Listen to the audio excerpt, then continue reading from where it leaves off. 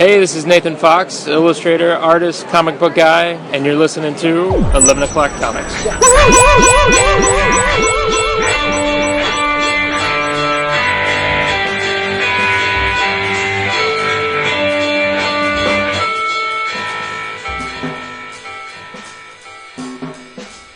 Flawless execution. From the back. Travel in packs, and we do it from the back. That's dirty. Why you gotta go there so early? Oh, do we have to wait for the second hour for that? Well, yeah, that'd be nice, because then we're all limber and lubricated. And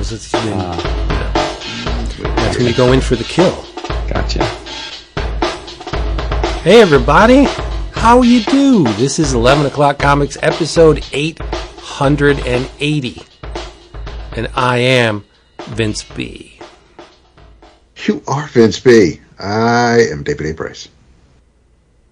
That's true, soldier, and I am Clayton Abernathy. I knew it. I absolutely 100% knew it. I knew you were going to be Abernathy.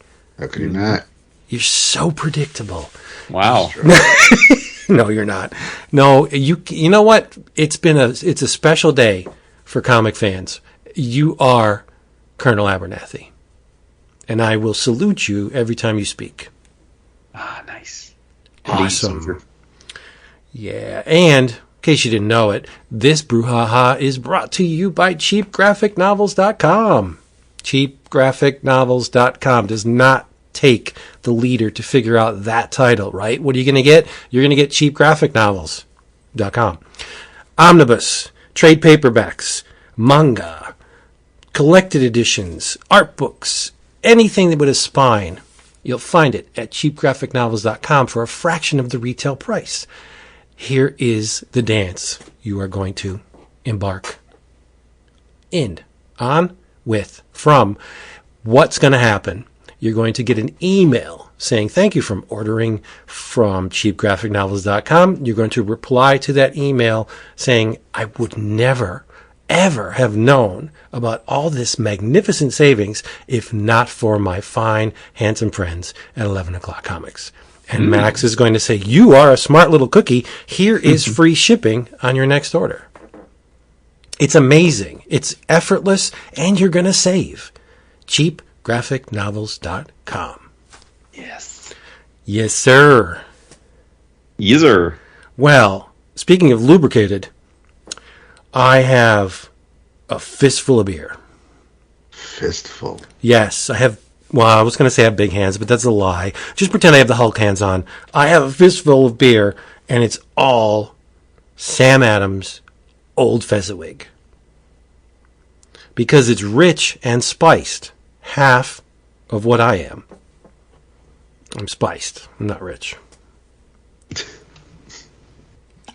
You're rich with life, though. Yes. And friendship. Yes. That's true. If paper, well, no, because paper's money. But if comics were currency, I would be a very rich man. I felt like a very rich man spending a half hour on the phone the other day talking about Watchmen with my son. Yeah, that's a gift. Aww. That's a gift, my friend. It was nice. It was that real is. Nice. That's amazing. Yeah.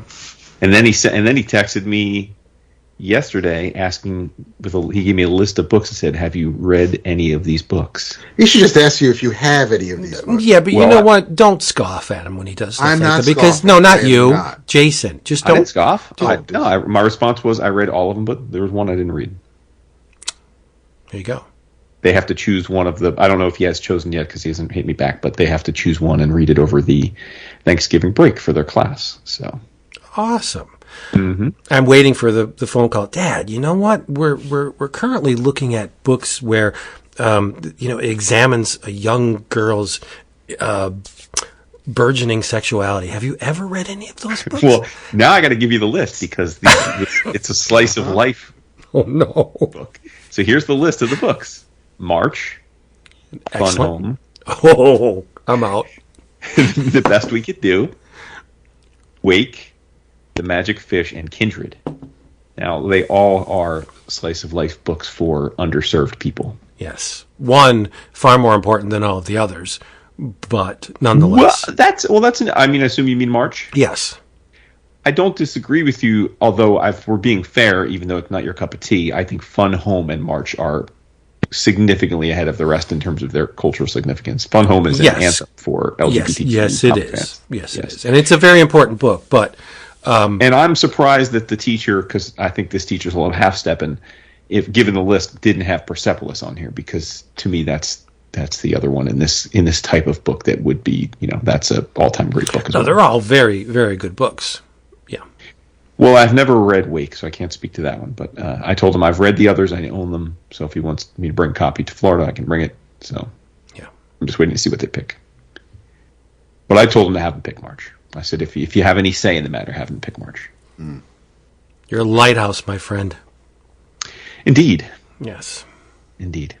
So And what is that lighthouse drinking? That lighthouse is drinking some Polar seltzer of it's new for me. I don't know if it's a new flavor in general, but pink apple and lemon, which is kind of interesting. Sounds good. Yeah, it is good. It's weird. I mean, it's like I don't even know what a pink apple is, but I'm here for it. And I have some water and a La Colombe, which is a coffee brand. I don't know if you guys are familiar. I don't know if they have it in your areas, but La Colombe triple oat milk iced coffee in a can that I'm going to drink too. Maybe pink apple's like a euphemism, like prairie oyster. Maybe. You think? It could be. Yeah, let's hope not. Dap, what are you drinking? I am enjoying a delicious gin and tonic. There you go. That seems to be that's your joint these days. I feel like It really is, yeah. Gin makes a man mean. It's light, it's refreshing. Yeah, at least that's what I've been told from Milk and Cheese. Oh, well, Well, if you're gonna, I mean, that's I guess they would know. Some nonsensical stuff right there. It's on a coaster. Dorkin made coasters, and this gin makes a man mean. And it says beer, poor man's rocket fuel. Not to be mean, but Dorkin's always struck me as someone that I would not want to hang out with. Yeah, he's dude's a drag. Dude looks on the downside of life. I think so. But isn't it weird, odd that he conducts himself like that? But he is a funny bastard. Yeah, but they say that like a lot of comedians are straight up like misanthropes, right? And like hate themselves. Like, so it's all probably part of the same cycle. But yeah, man. Every time I catch wind of his, I mean, it's not like I don't think I follow him in any platform per se, but somehow every now and then I feel like he'll go on a rant and it'll make the circuit, and I'll read and be like, oof. Mostly, I'm the old guy. Nobody wants to hire me, and stuff like that. Exactly. Yeah. But I do think he's a wonderful creator, very talented and funny. Yeah, he's one of those people. We should maybe do this as an episode one time. He's one of those people that I would put on a list of like, definitely think he's legit great, but does very little for me personally. That's a good list. Like, people love when we do lists. We should do that. People love when we do lists. Yeah, we should do that one soon. Yes. People love the fucking list. Because they get to play along. They get to make their own list, debate ours, shake their fist at us, cheer us, yeah. Yep. Today was a very special day in the old comic shops. Oh, my God. Yes, it was. Yep. I'm going to call this G.I. Joe Day. Yes. Yes, because it saw the arrival of not one but two, technically two first issues of G.I. Joe in the same day. That's right, and I think a big asterisk for both, right? In terms of course, yeah. I think it's kind of cute on the cover of 301 where it says, first, but it's the 301st issue. Yes, yes, very, very clever. I love the treatment of that cover. It was done very, very, very tongue in cheekly. I liked it. I mean, before we get into it, I was thinking that as a longtime Transformers fan, I've become accustomed to that carrot on a stick, which was G.I. Joe versus Transformers. It happened infrequently, but when it did happen, it was an event. And I will be totally honest with you. Mm-hmm. I respect the legacy. Mm-hmm. Larry Hama and company did really good work on the Marvel book and other publishers, G.I. Joe incarnations, but they don't mean all that much to me until they're paired with the Transformers.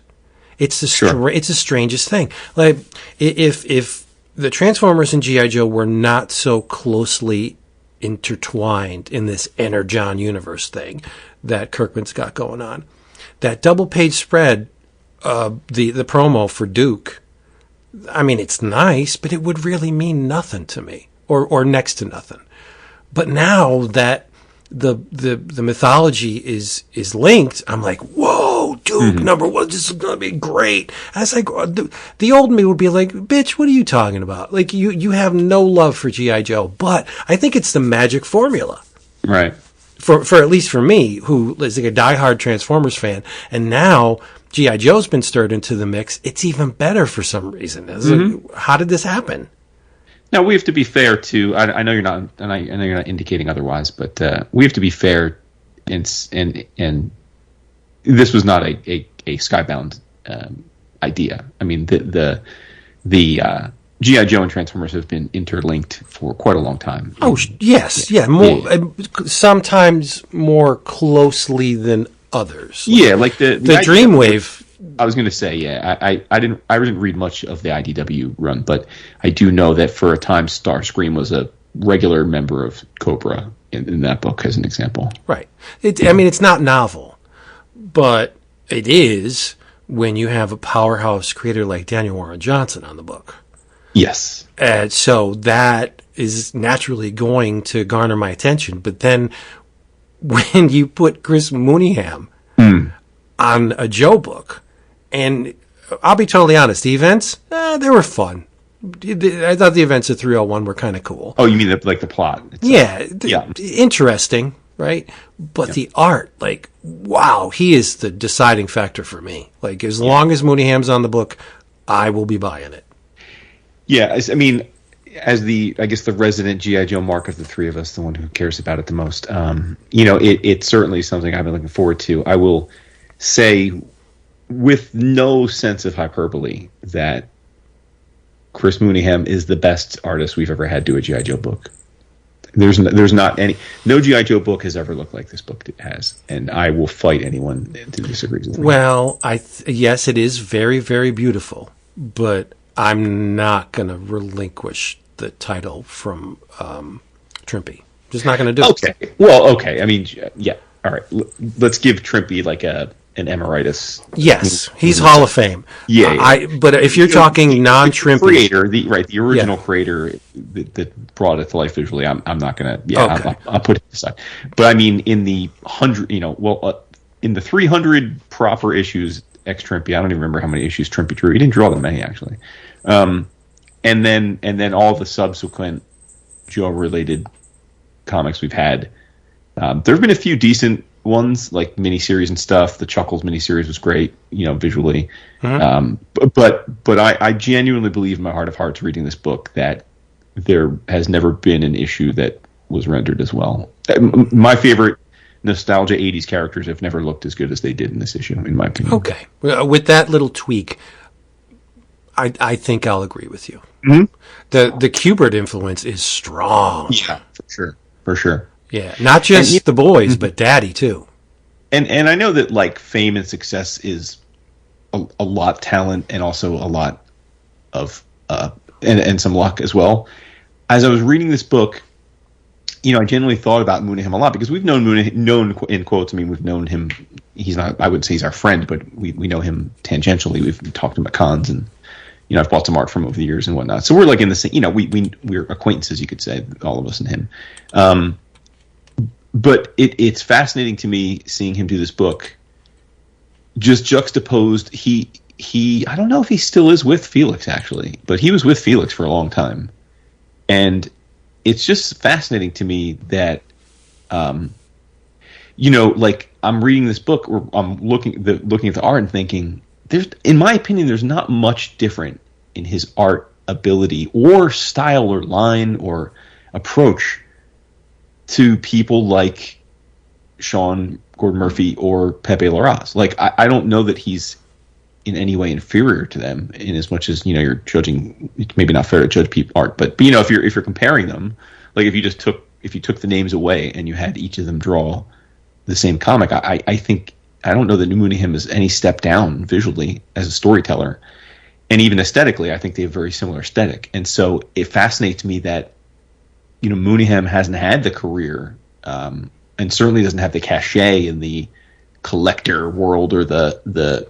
art market that those two guys have. And I'm just reading this book and thinking, why not? Right? Like, what is up with that? Like, well, I think it was bad. This book will help, but I don't want to say bad choices, but books that didn't really capture the market. Like Five Ghosts was great, but how many people read that?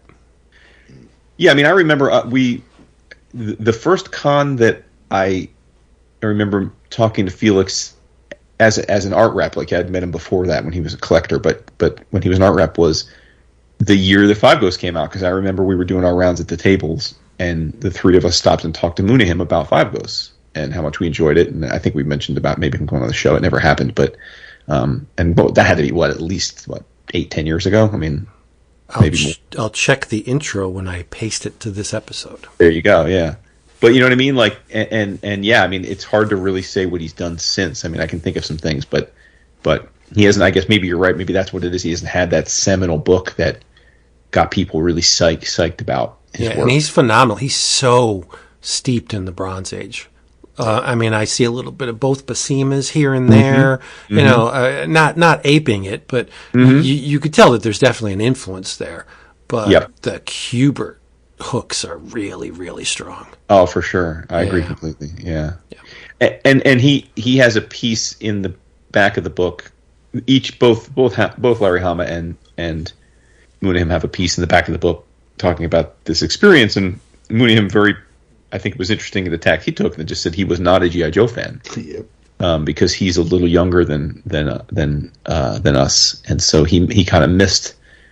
G.I. Joe was really, 84, right? So if you were a kid in 84, your hooks were in G.I. Joe or Transformers. Like, that was, early 80s. So if you were a little older, you probably weren't as into it. I mean, you're a little older, which is, you're probably right on the fringe of, like, the age group that would have been into it, right? Like, I would imagine. And then I think I'm at the very end of the age of that cohort, because in 84 I was 10. So, like, but if you're, so his point was he was probably like 5 when it was coming out, so it just didn't mean much to him. He knew of it, but he wasn't ever nostalgic for it, and I appreciated him being honest about that, that he was pulled into this. But what's really crazy, dude, like, putting aside how much I've shit on a lot of it, and I think it's been worthy of being shit on, Larry Hama's been writing this story for 40 years. Yeah, it's nuts. And the thing that really made me chuckle was, pun intended, that the retooled G.I. Joe #1 with the different dialogue presented as the way he originally intended it, as opposed to the way the editors redid it without him knowing. Like, he's been answering that question for 40 years. Well, here's the thing, Dap. I don't know, like, before tonight, I don't know what your opinion of Larry Hama is or was, but after this, he's got to be one of your favorites, because my dude is an Hall of Fame grudge holder.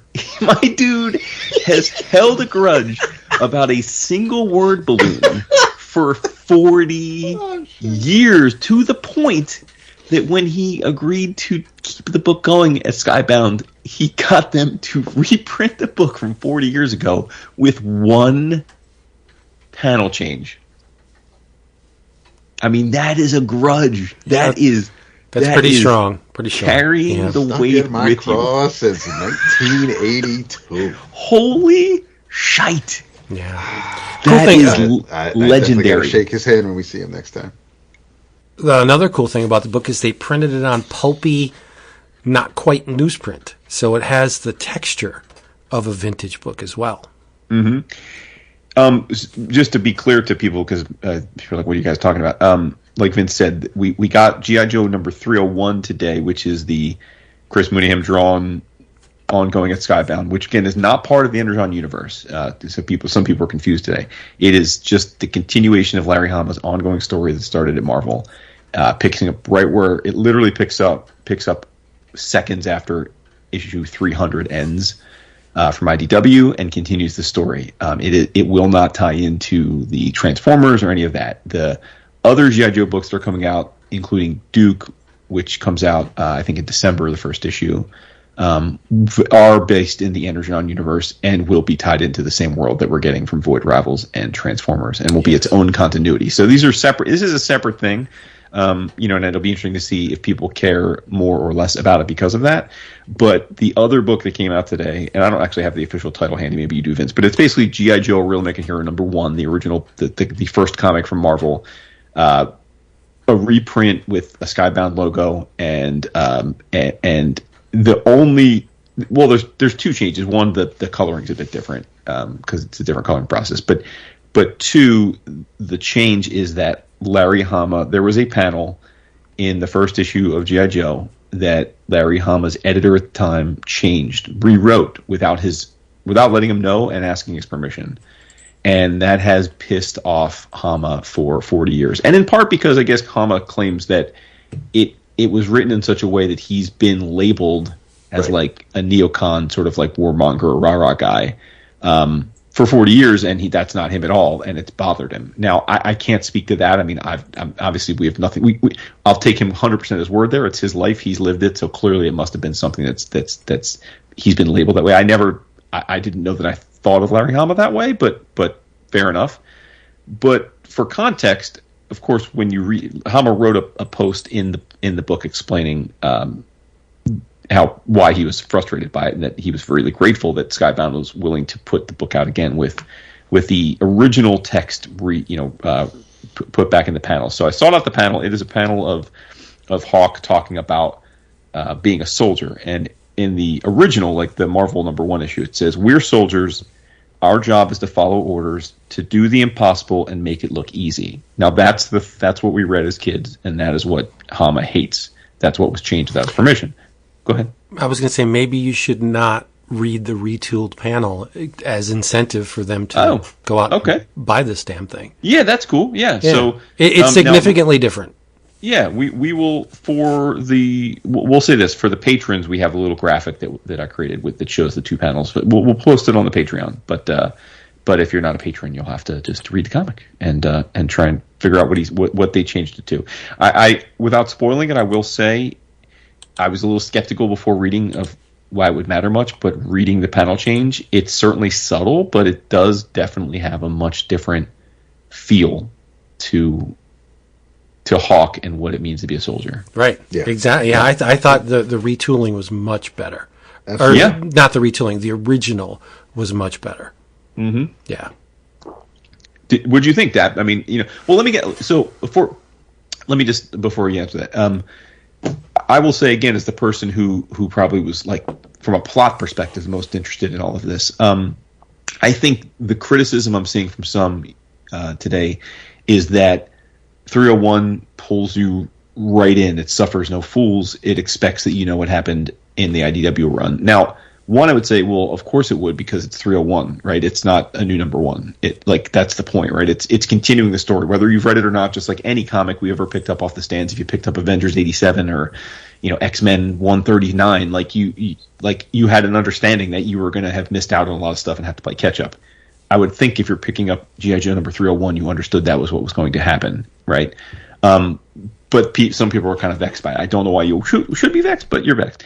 But I will say that it is a fair thing if that you weren't expecting it. It's going to be off-putting because this literally picks up seconds after issue 300 and does not give you much of any explanation. You're pulled right into a situation where a bunch of the Joes are on a cargo plane that's about to crash. You have a bunch of Joes that are on the whale that are invading Cobra Island, and you have a bunch of Cobra Island people who are watching a countdown clock of a bomb that Serpentor has set to go off that will turn everybody in its radius into murderous mutants.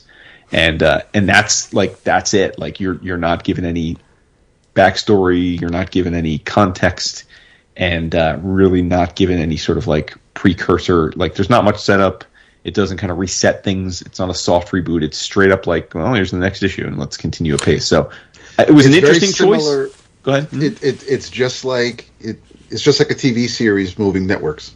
without rebooting, without it's just like, hey, we were on Fox, now we're on ABC. It's the same. It's new season, but we're just picking up where we left off.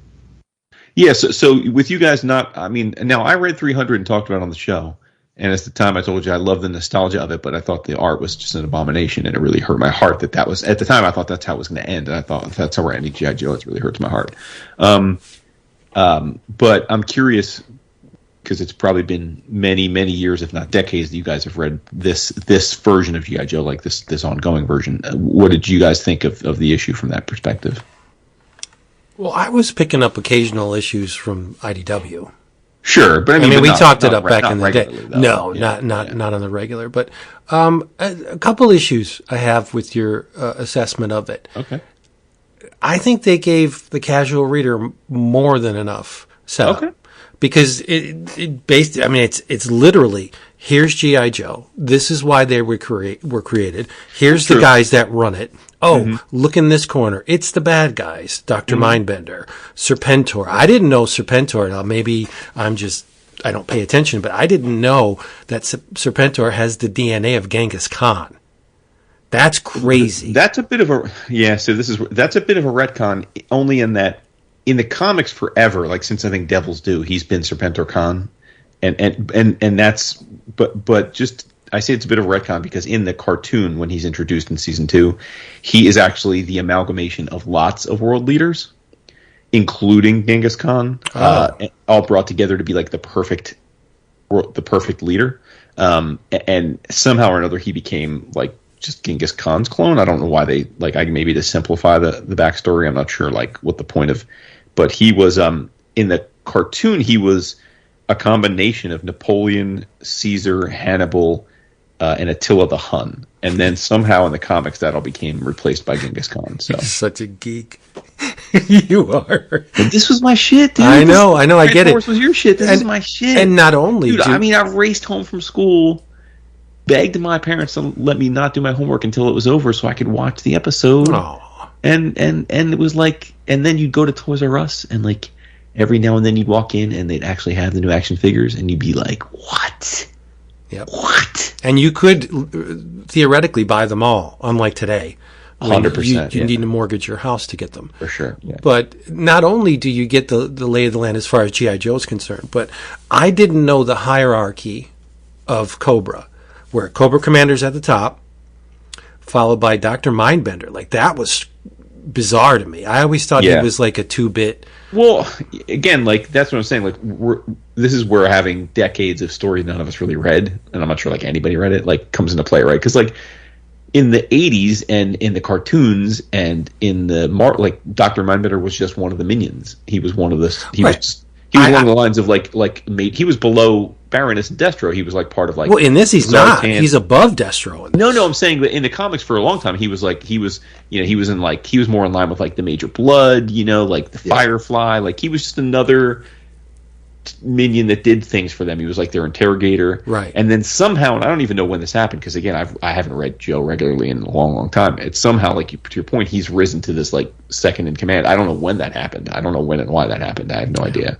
But you get Destro and his lady friend, the Baroness, who are now the enemy of Cobra. They're their own right, and then of course Serpentor Khan. But again, I think one thing you glossed over was that the metatextual effects of the bomb, they're turned into zombies. They're flesh-eating zombies. Right. And that's poignant. It's because where is this, under what imprint is this book being published? Skybound. Like, that's Kirkman's baby. To create an army of zombies. Oh, that's a good point. In a G.I. Joe book. Like, I hadn't made that connection. Yeah, I mean, it was very, you see a widescreen panel of these disgusting, just ripped apart, pustulant, that's a word. They have like sores all over them, and they're just rah. And Serpentor says, "I feel like tearing into human flesh." Yeah, that's awesome. Yeah, it is really, that's true. I hadn't made the Kirkman connection, but yeah, you're right. Yeah, I really enjoyed this issue. And we got the little hot moo headshot bios in the back, which of course made me sprung. I mean, that's my stuff, right? So and they credited Pat Olaf too. Yep. Yeah. Which was great. No, I think it was pretty perfect as far as first issue goes. For a neophyte like myself, general neophyte, but the revelation was Mooneyham. I can't stress that enough. Oh, for sure, yeah.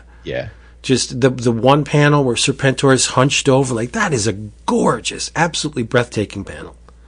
I think that'll be that's going to be the big challenge for Transformers and G.I. Joe, right? Is that, you got these powerhouses giving you these visuals now, but what happens? That's always the problem, right? Right. In 12 months. I mean, and especially, I don't know I pay no attention to sales anymore, but if the sales aren't there or not at the level they'd hoped, like, do they ratchet back and get lesser? And I hate to say the word lesser, but artists that aren't going to be as no-brainer appealing. And then what happens? Is it like I don't know what the opposite of a virtuous cycle is, but like, is it one of those, like, where all of a sudden the book just gets, like, how long do they have before it gets relegated into being what it was at IDW and Devils do, where, like, you just have a collection of diehard nostalgic 80s G.I. Joe fans who read it and no one else pays any attention to it. And that could be 3 months from now. It could be, I hope it's a year or two from now. Like, I hope like these days, like I was with the Domino series we got from Baldeon, like if we can get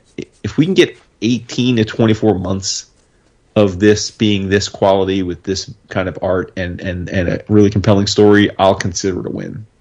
I'll consider that like a major win. It hinges on Kirkman's level of involvement and Kirkman's willingness to dump resources into it. Like, if he throws money at this line, you'll get top tier talent. The best thing we have going for us in that regard is that Kirkman's got more money than God now. Like, he's insanely wealthy, right? Like, he's not Taylor Swift wealthy, but he's probably as wealthy as any comics creator, right up there, if not the top, right? He's worth tens, if not hundreds of millions of dollars.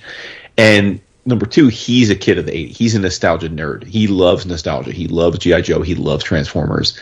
He loves early 90s, early Image. Like, he's a fiend for that stuff and has the money and resource to. So he didn't just like acquire this for business purposes. He acquired it because he wants it to be great after feeling it hasn't been great for a long time. So yeah, it's a good thing.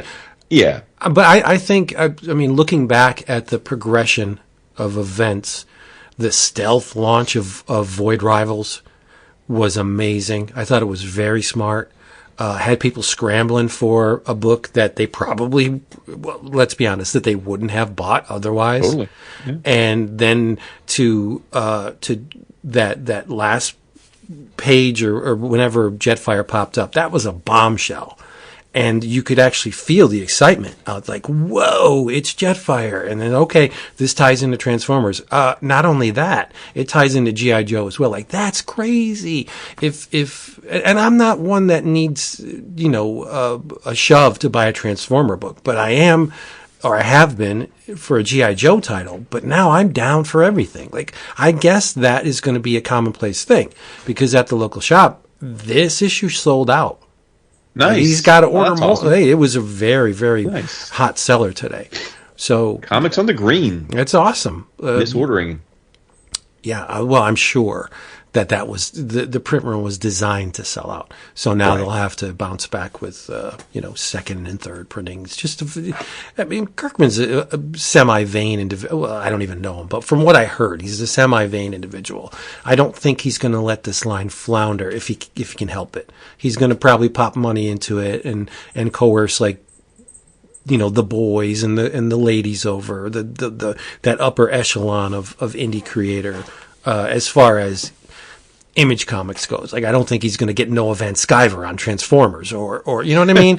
But I think he's going to get the darlings I can only hope, like the James Herons and the Sean Gordon Murphy, that level of involvement. I think this is going to work. I hope so. I'm not as pessimistic as yourself. I'm hoping for a good, I hope 2 years. I don't want to come off as pessimistic. I'm just saying I think I'm being realistic, which is I think you are too, but I'm just trying to. I don't know. I mean, we've had 40 years of G.I. Joe comics. I don't know that there has been a period of sustained relevance, and I say relevance meaning where people that aren't like just 100% buying the book for always and forever, no matter how good it is. I don't know that we've had what? She just killed a mouse. There you go. Oh, your cat? Oh, Holy nice. shit. Nice. To keep earn it or keep. Oh, don't do it in front of me. But I think that I was thinking about, like, I think the last time this book was legitimately hot, like the actual this G.I. Joe proper was was Devil's Due. Like that was like there was the Cobra Civil War.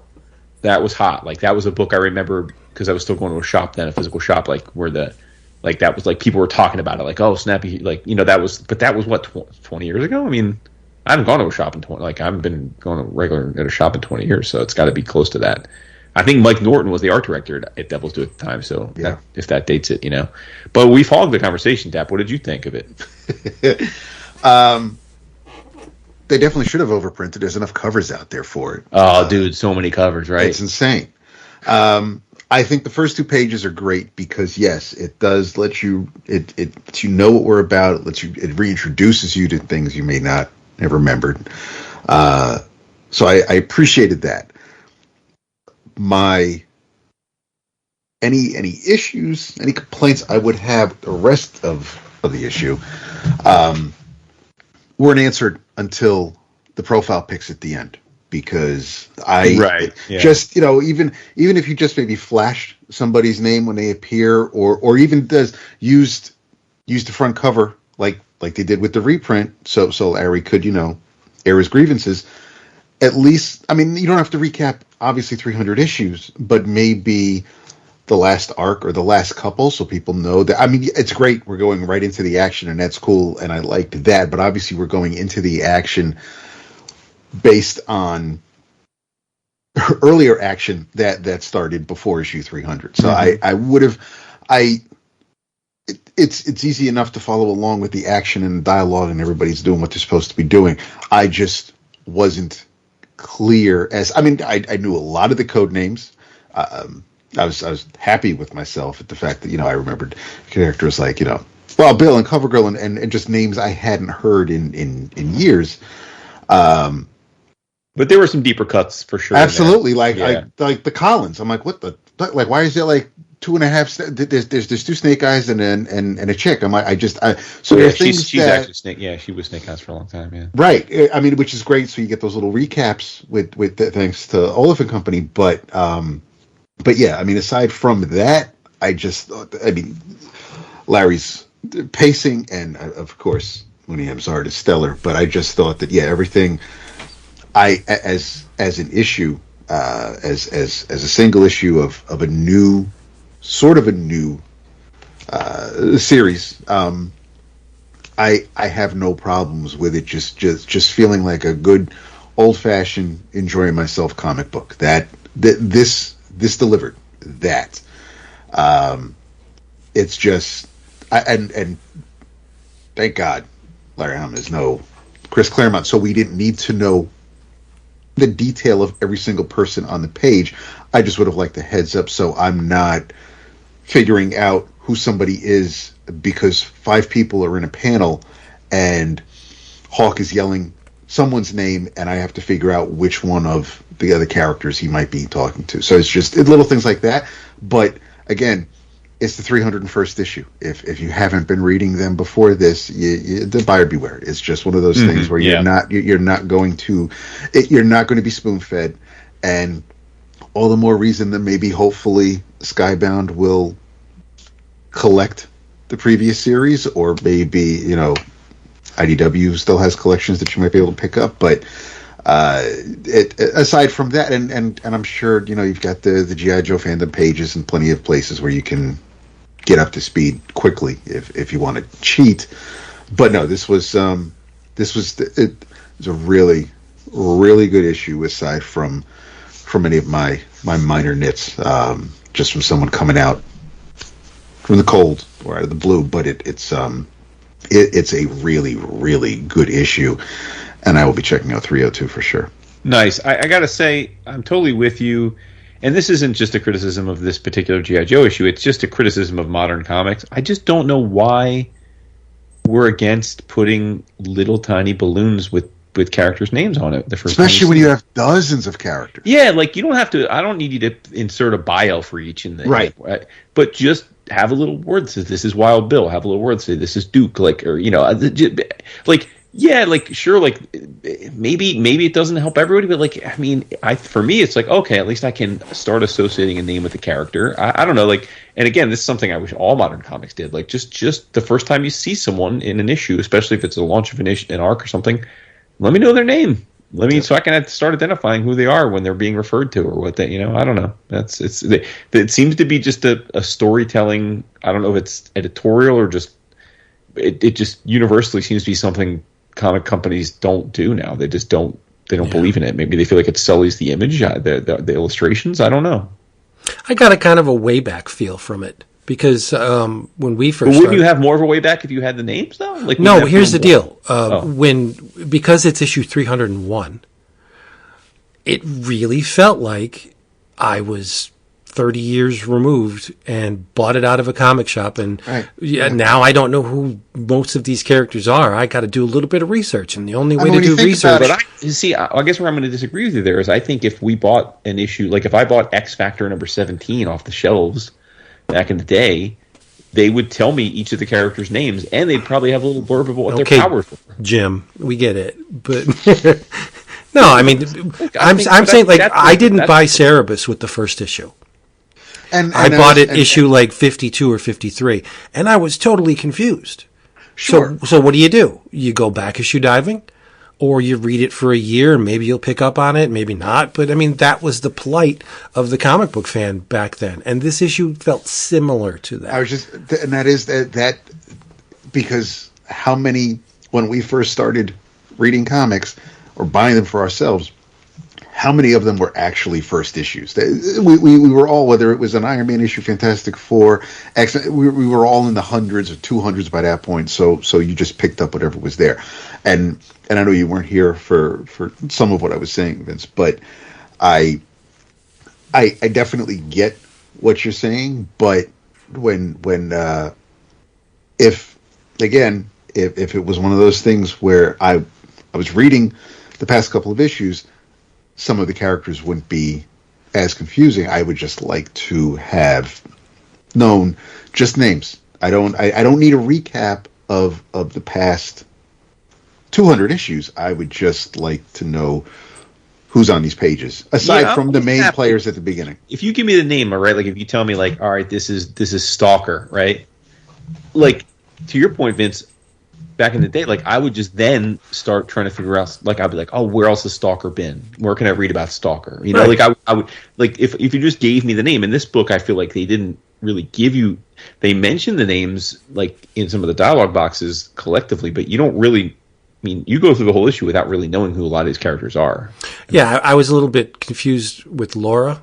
The woman with the patch, like I don't know who that is, right. but Google's your friend, right? G.I. Joe space Laura. Who is it? Not only, I mean, is she? She's a redhead with a patch, but she's also wearing like Cobra garb, and I'm like, but she's hanging out on the hovercraft with the rest of the Joes. So I'm like, where is she's obviously an undercover agent. Well, okay. Well, it's interesting because Cobra Commander calls them traitorous CGs, and that's obviously a term for which I love that for the Crimson Guard. I remembered that. That was awesome. I was like, CGs. I get it.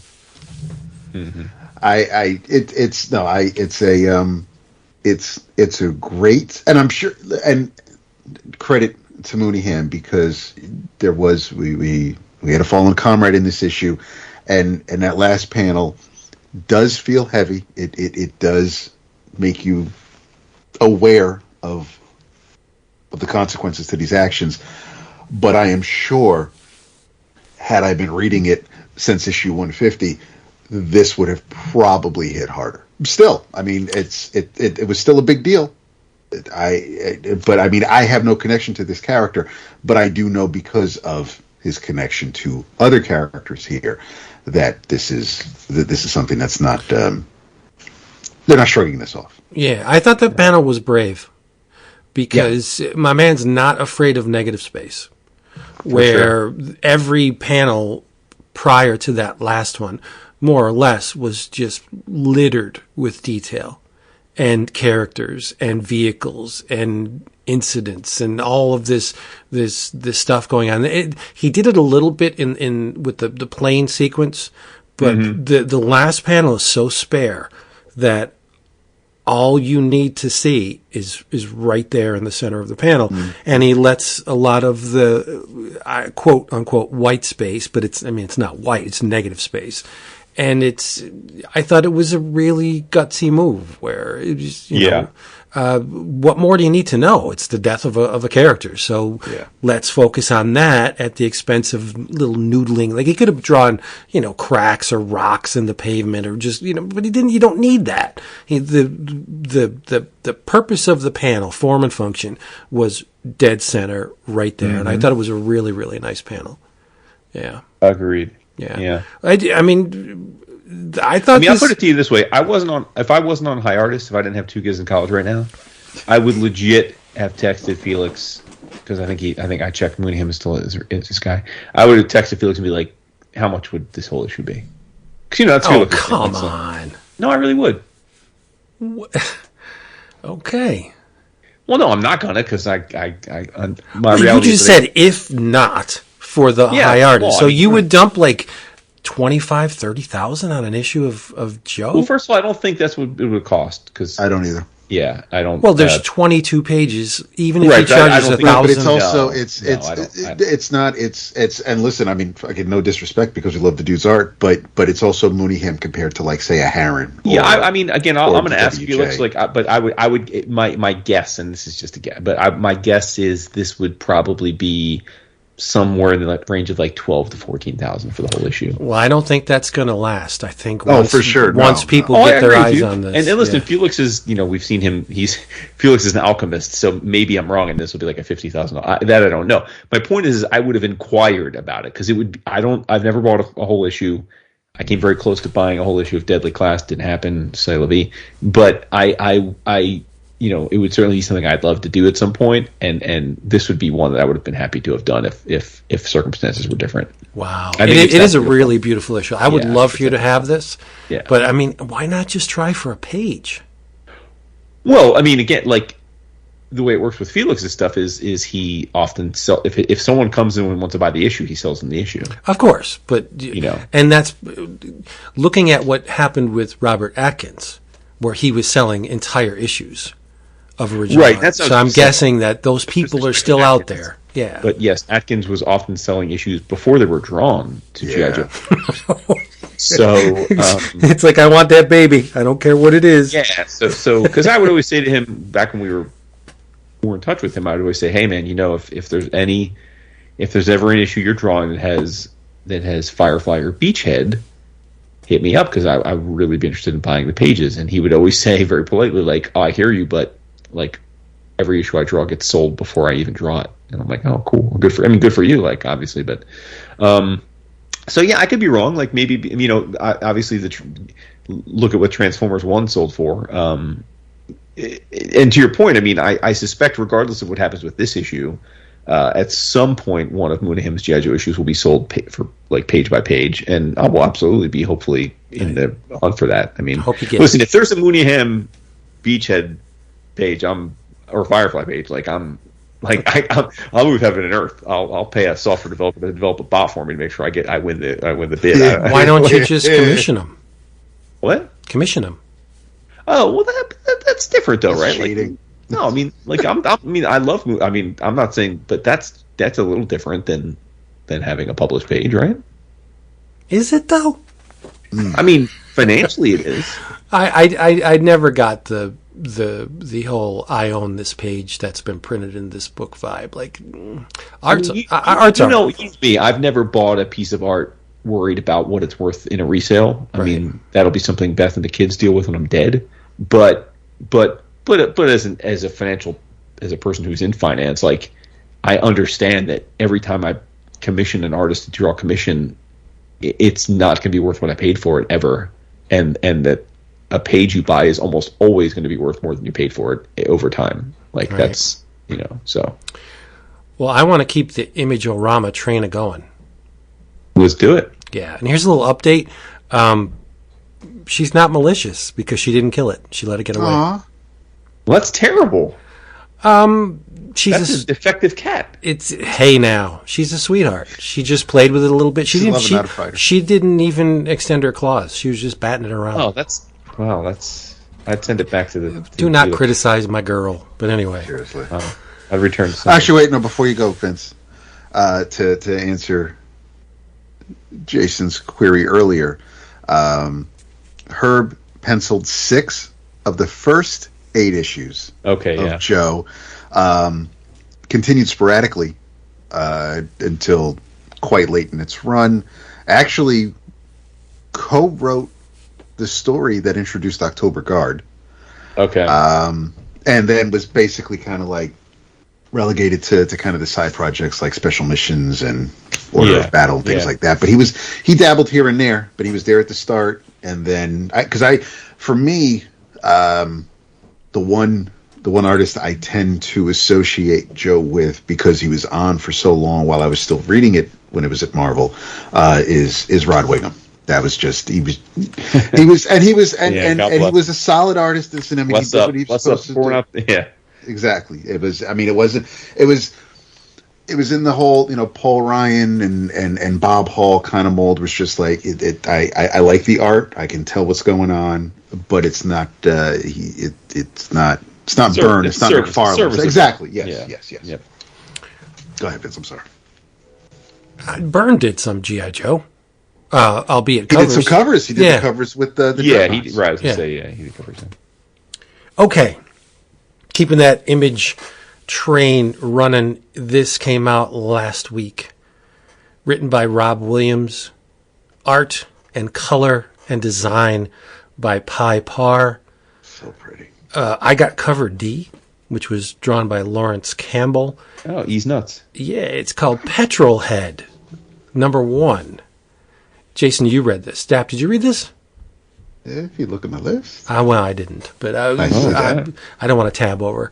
So the setup on this issue is really cool, and I think the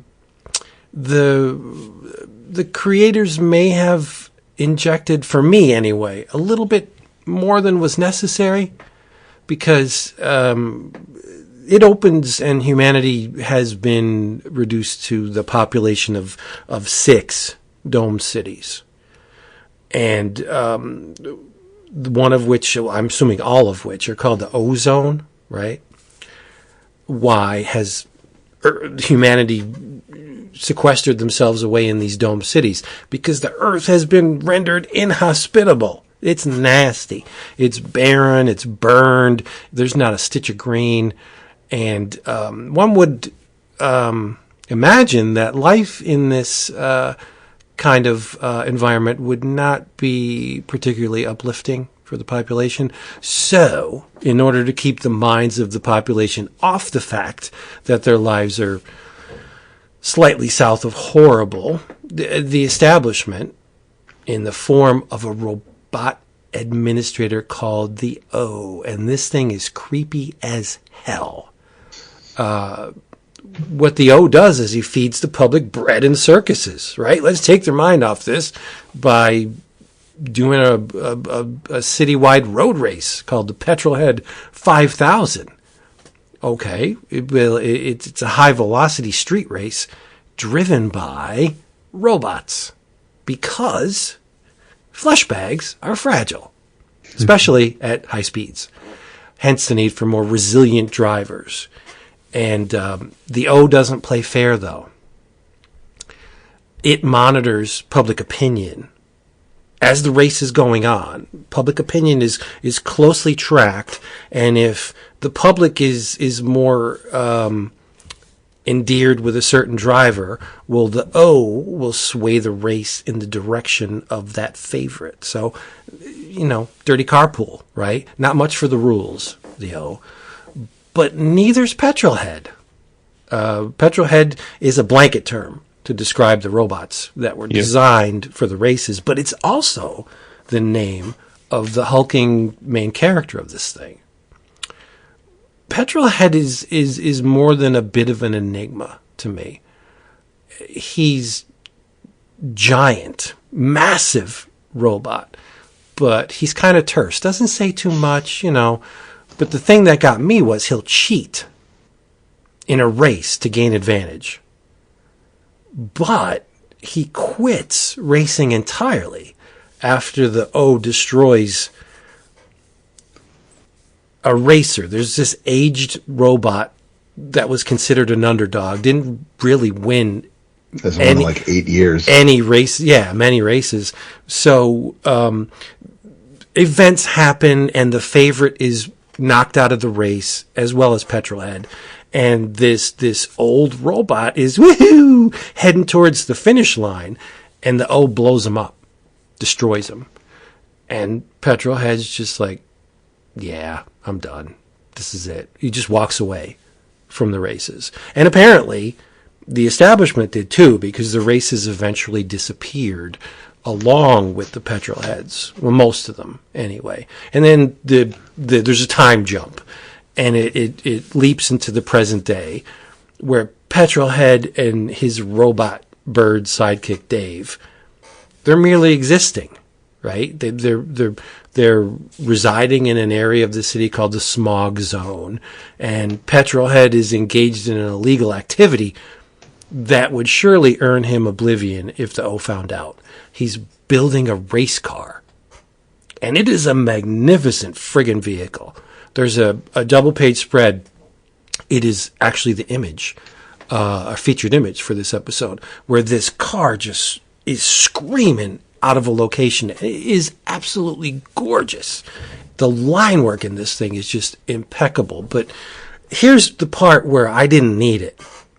Like, if you had two ostracized, cast-off robots that were once important, had a role, had a job to do, they fulfilled a function. They were racers, right? Mm-hmm. And now they're down in their luck. They're just existing.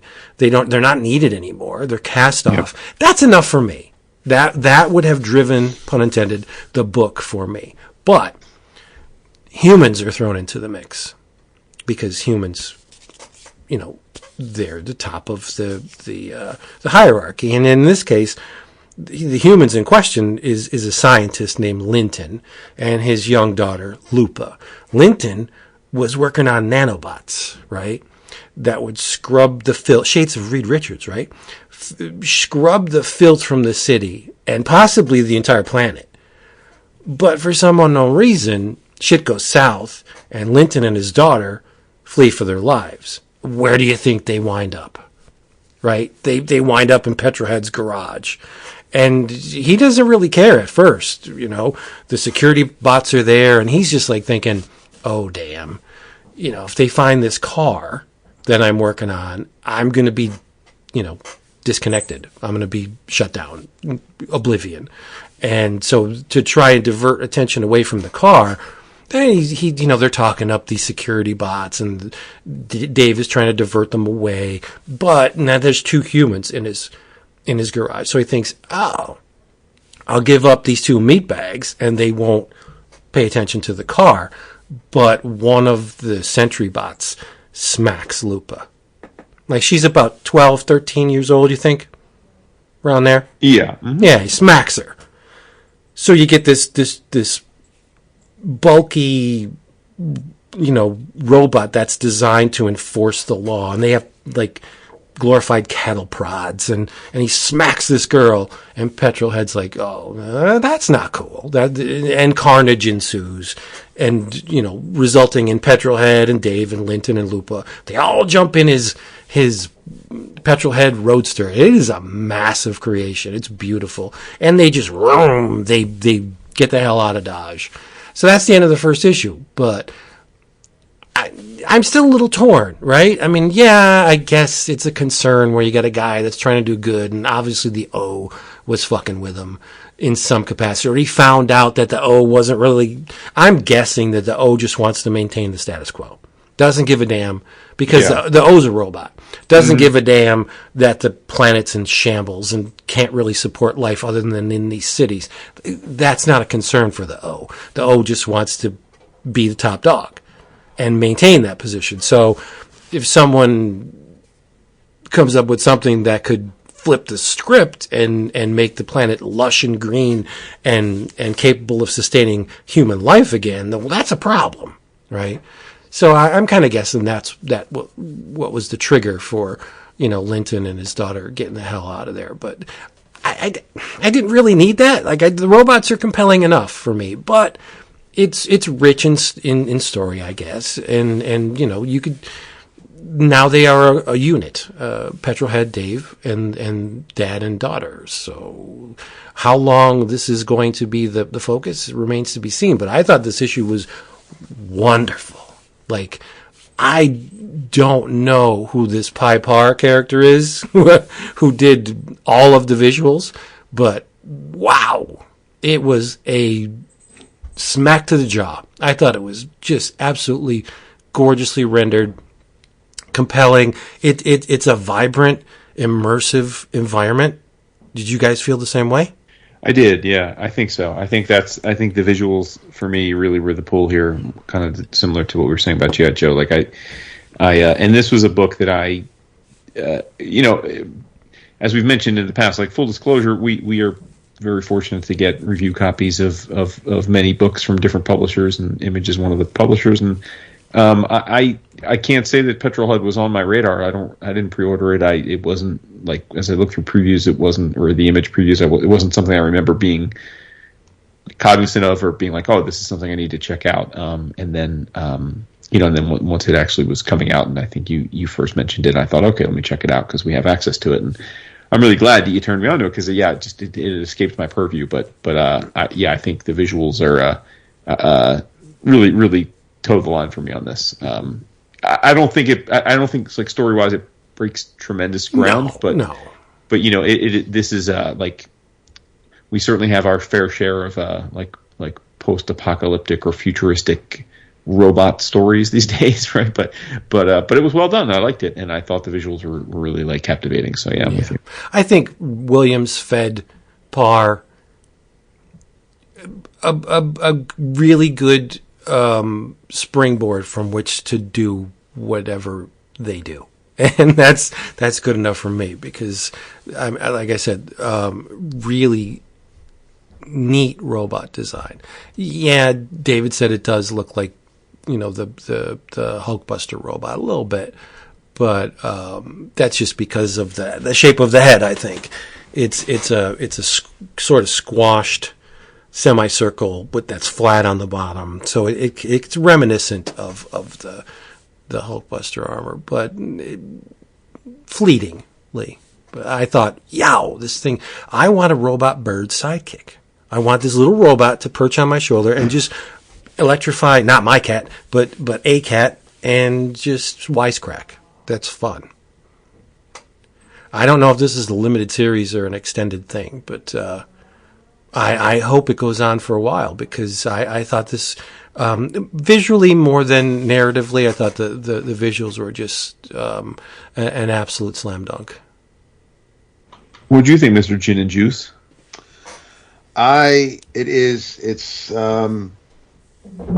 It might be the. What was that? They're fucking dragging chairs around upstairs. Whatever. Sounds like somebody shit their pants. I think it's the most the colors. It's probably based on what I've read for this week. I think it's the prettiest comic I've read this week. I absolutely love the line work. I think that the because you would think, okay, it's just some dude who's going to draw some robots, and going on Pi's Insta. I mean, he's been working on this project for a while, and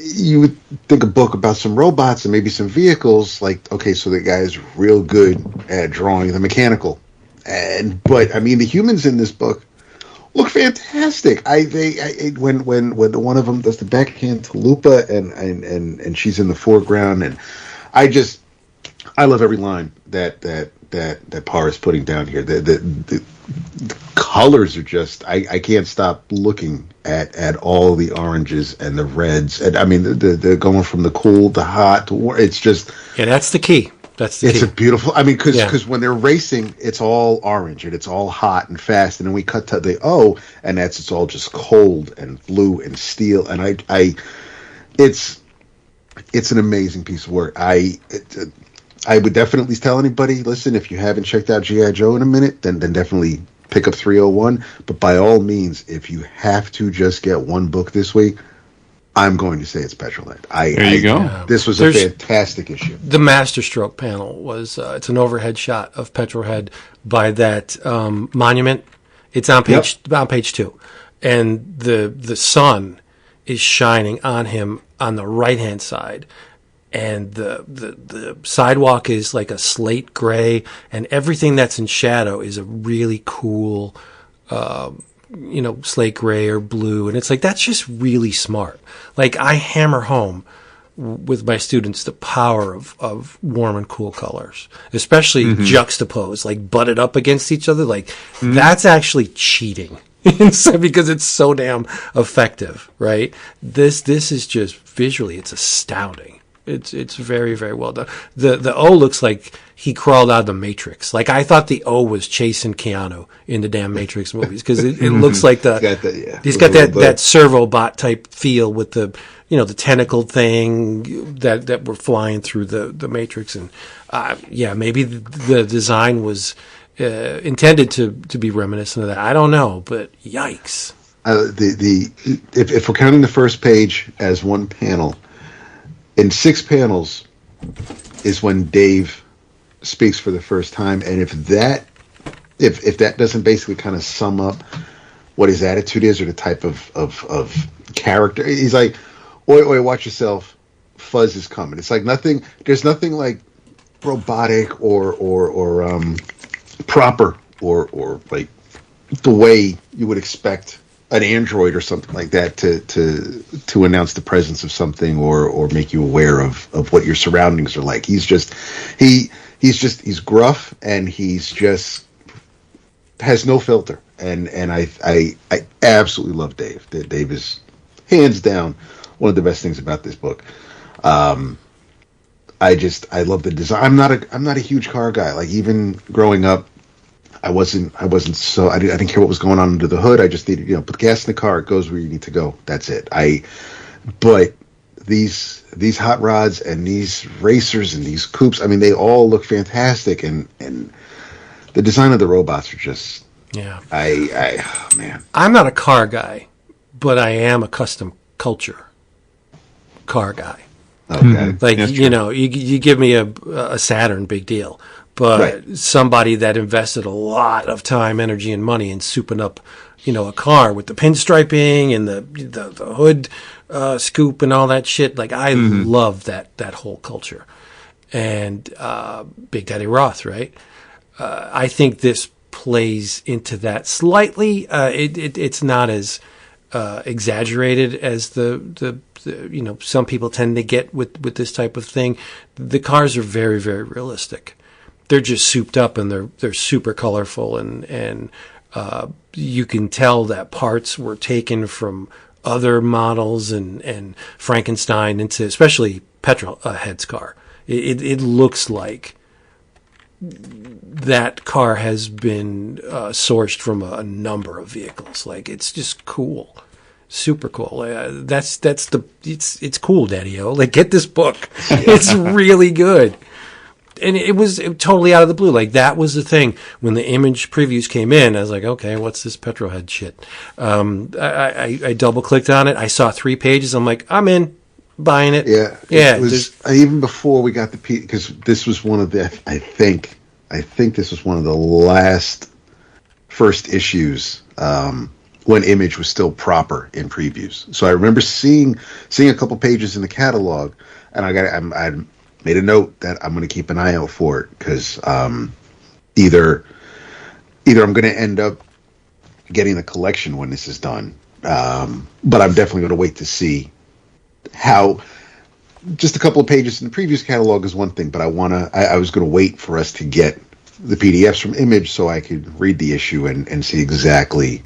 But basically, I shouldn't have second guessed. I should have just said, "Fuck it, I'm ordering it from here on out," just based on on these couple of pages. But no, this was it's just fantastic. I will say that the style on display in the sketchbook page, like the character design page, Yep.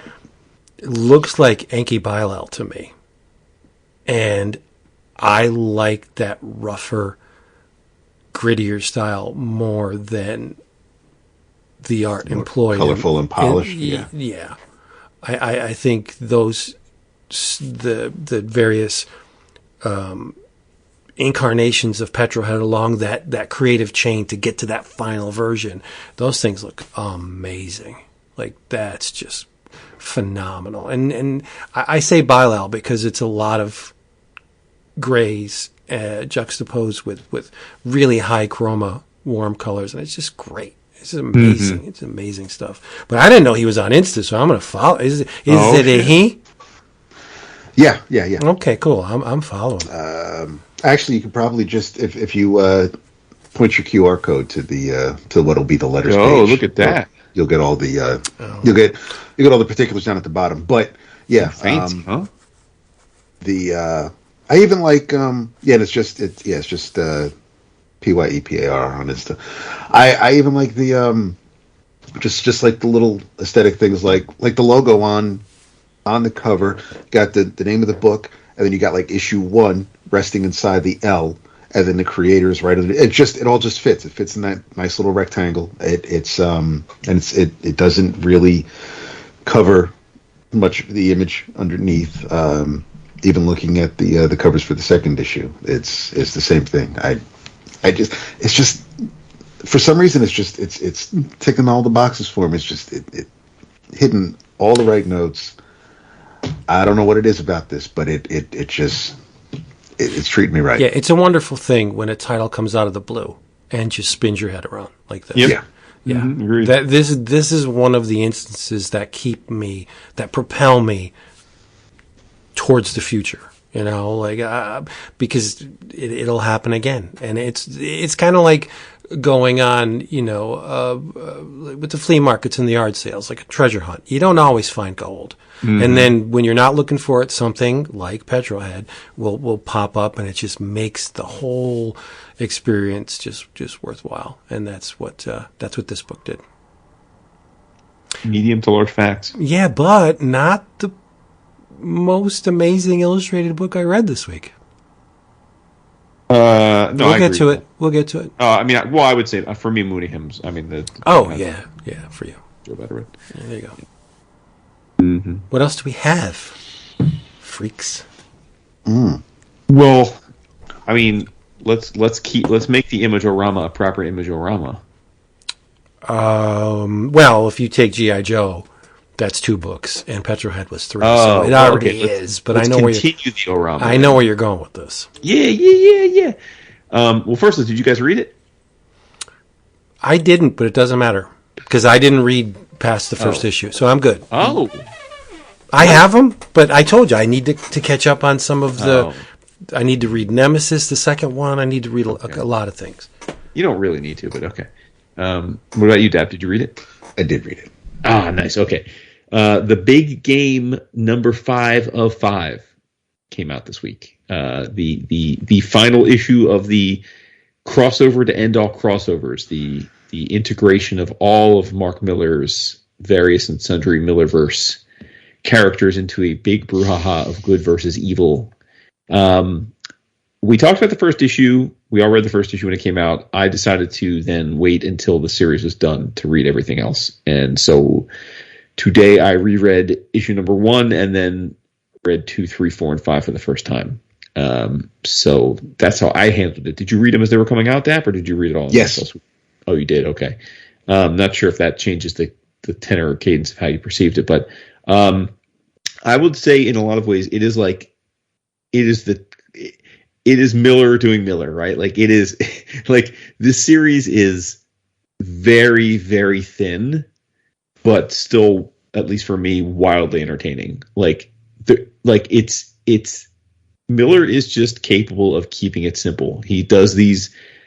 He's had 10 to 15 years now of doing this, maybe 15, of just putting out miniseries relatively simple premise, lots of action, well executed, maybe like a pretty straightforward plot with one surprise, one hook, get in, get out. And that's what this is too. Like, there's not a lot here. There's one big twist, and I don't know that it's a twist that is all that shocking once you see it in evidence, but for me, it was satisfying. And having read the majority of his work before this, it was fun to see everybody interact, even if sometimes it was probably a little conveniently forced, like a little MacGuffin-ish. But I thought it was fun. To me, kind of a theme tonight, unintentional theme, is that this book is so much about Pepe Larraz, and Larraz finally stepping out from under the wing of Marvel to do a creator-owned book. And I thought that, like with many Millar books that are usually like 4 or 5 issues, I thought, like 4 issues in, I'm thinking, well, how the hell is this going to wrap up? Like, how are we getting the resolution? And then in the final issue, we get the resolution. You're like, oh, okay, yeah, cool, okay.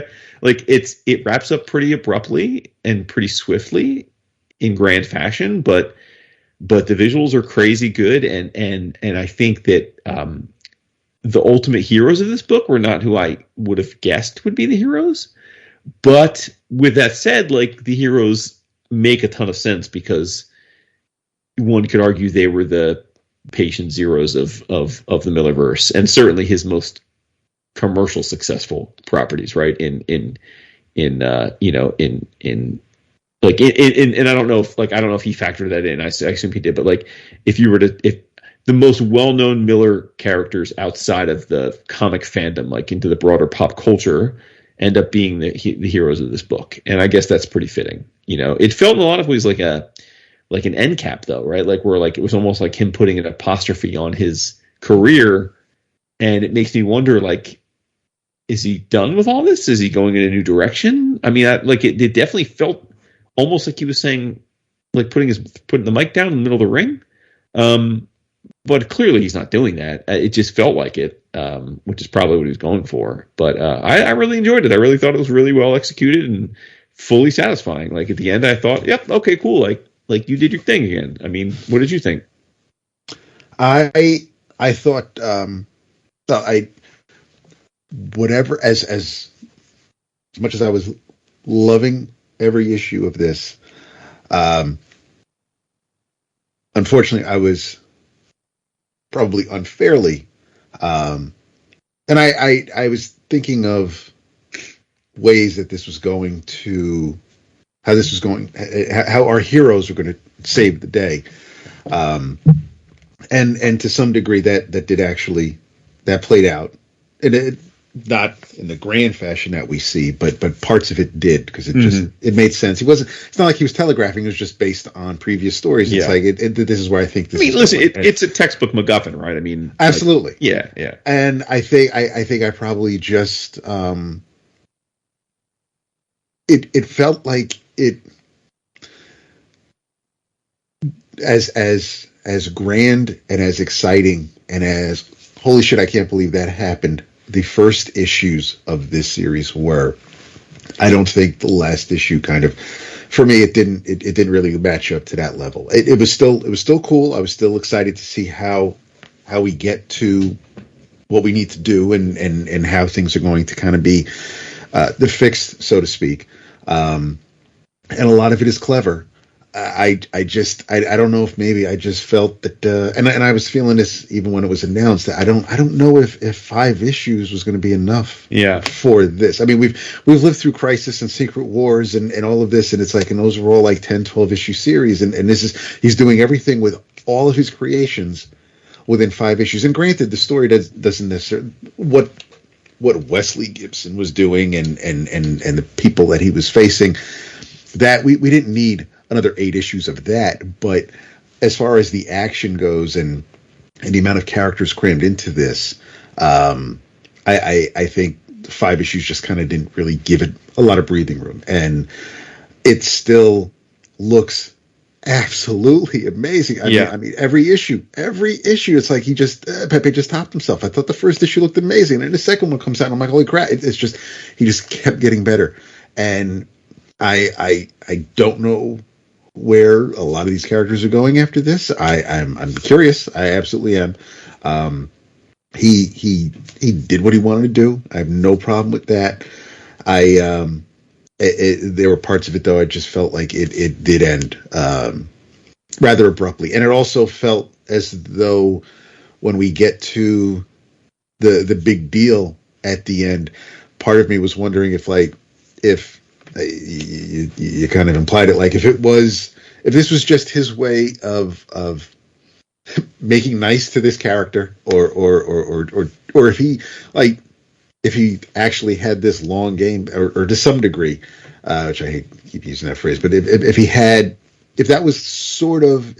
a seed planted from way back when, if this was eventually going to go this way, or even when he came out with the ambassadors, if he had an idea for who some of the other countries might represent. But I think it's still a fantastic achievement.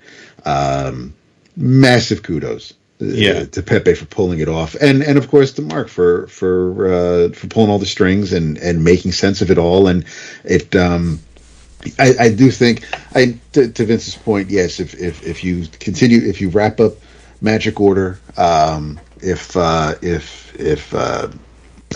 of the others aren't necessarily as integral, like, I mean, you don't have to read Huck, right?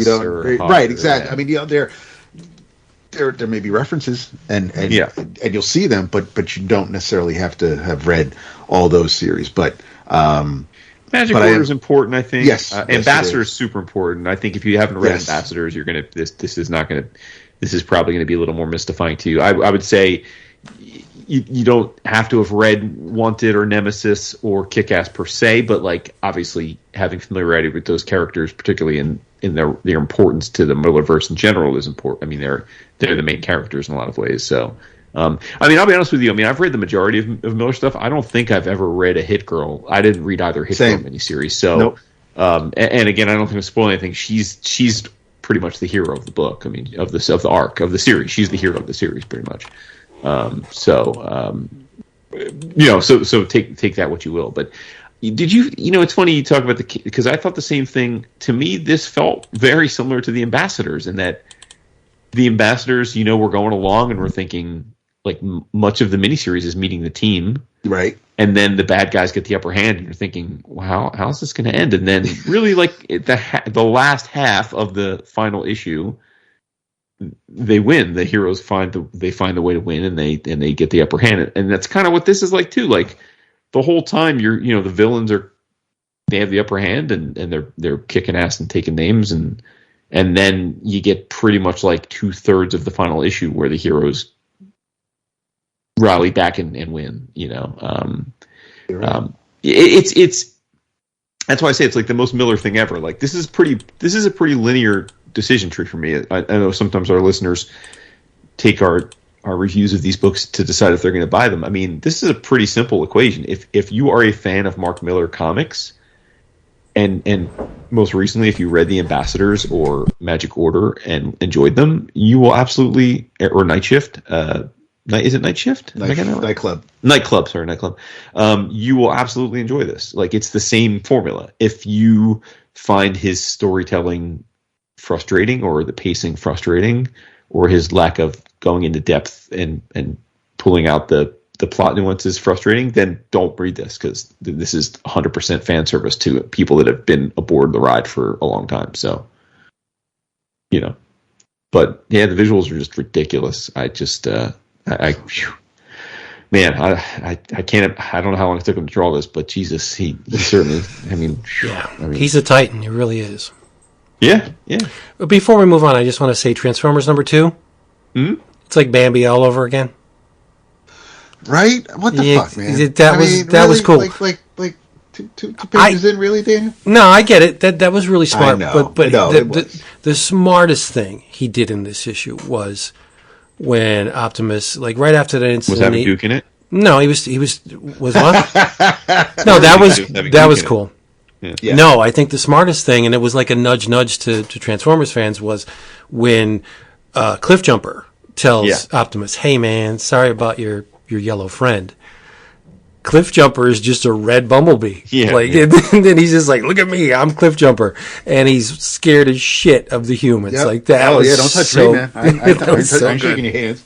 Back the fuck up. Yeah, it was very good. Very good. And the Duke inclusion was wonderful. And to get back to the G.I. Joe, I think there's going to be a G.I. Joe ongoing that's not. Yeah, I think it's going to be codenamed G.I. Joe. Yeah. Oh, there is. Yeah. No, to be clear, there's going to be a few miniseries first, and then 2024 we're going to get a new G.I. Joe inside the Underground universe. So there you go. Yeah. So you get the best of both worlds. But I could see the confusion going in. It's like, oh, okay, G.I. Joe, Energize Universe. But no. I mean, that's the odd thing. I love that Kirkman is continuing to give Larry Hama a chance to tell a story and keeping him employed, right? Because I know that Hama posted a kind of a sad thing when IDW was wrapping up the books, him saying like he honestly didn't know if he was like done writing, just done with G.I. Joe.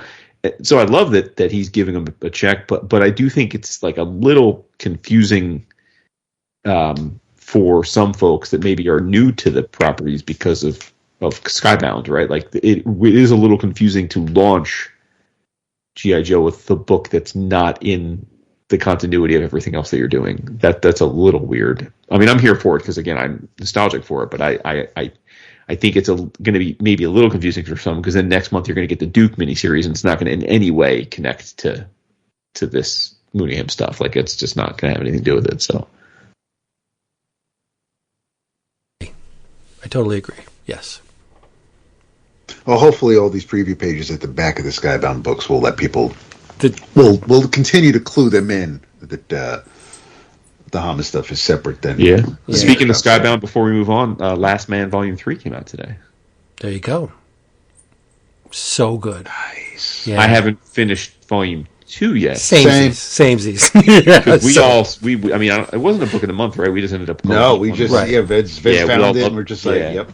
Yeah, so I mean, Volume 1 was phenomenal. It was when we all loved it. So I'm like halfway through Volume 2, but now that 3's out, I feel compelled to finish 2. It's like Brigitte Bardot in Volume 1. She is so cute. It's just I'm gonna get on my motorcycle. Fuck y'all, I'm out of here.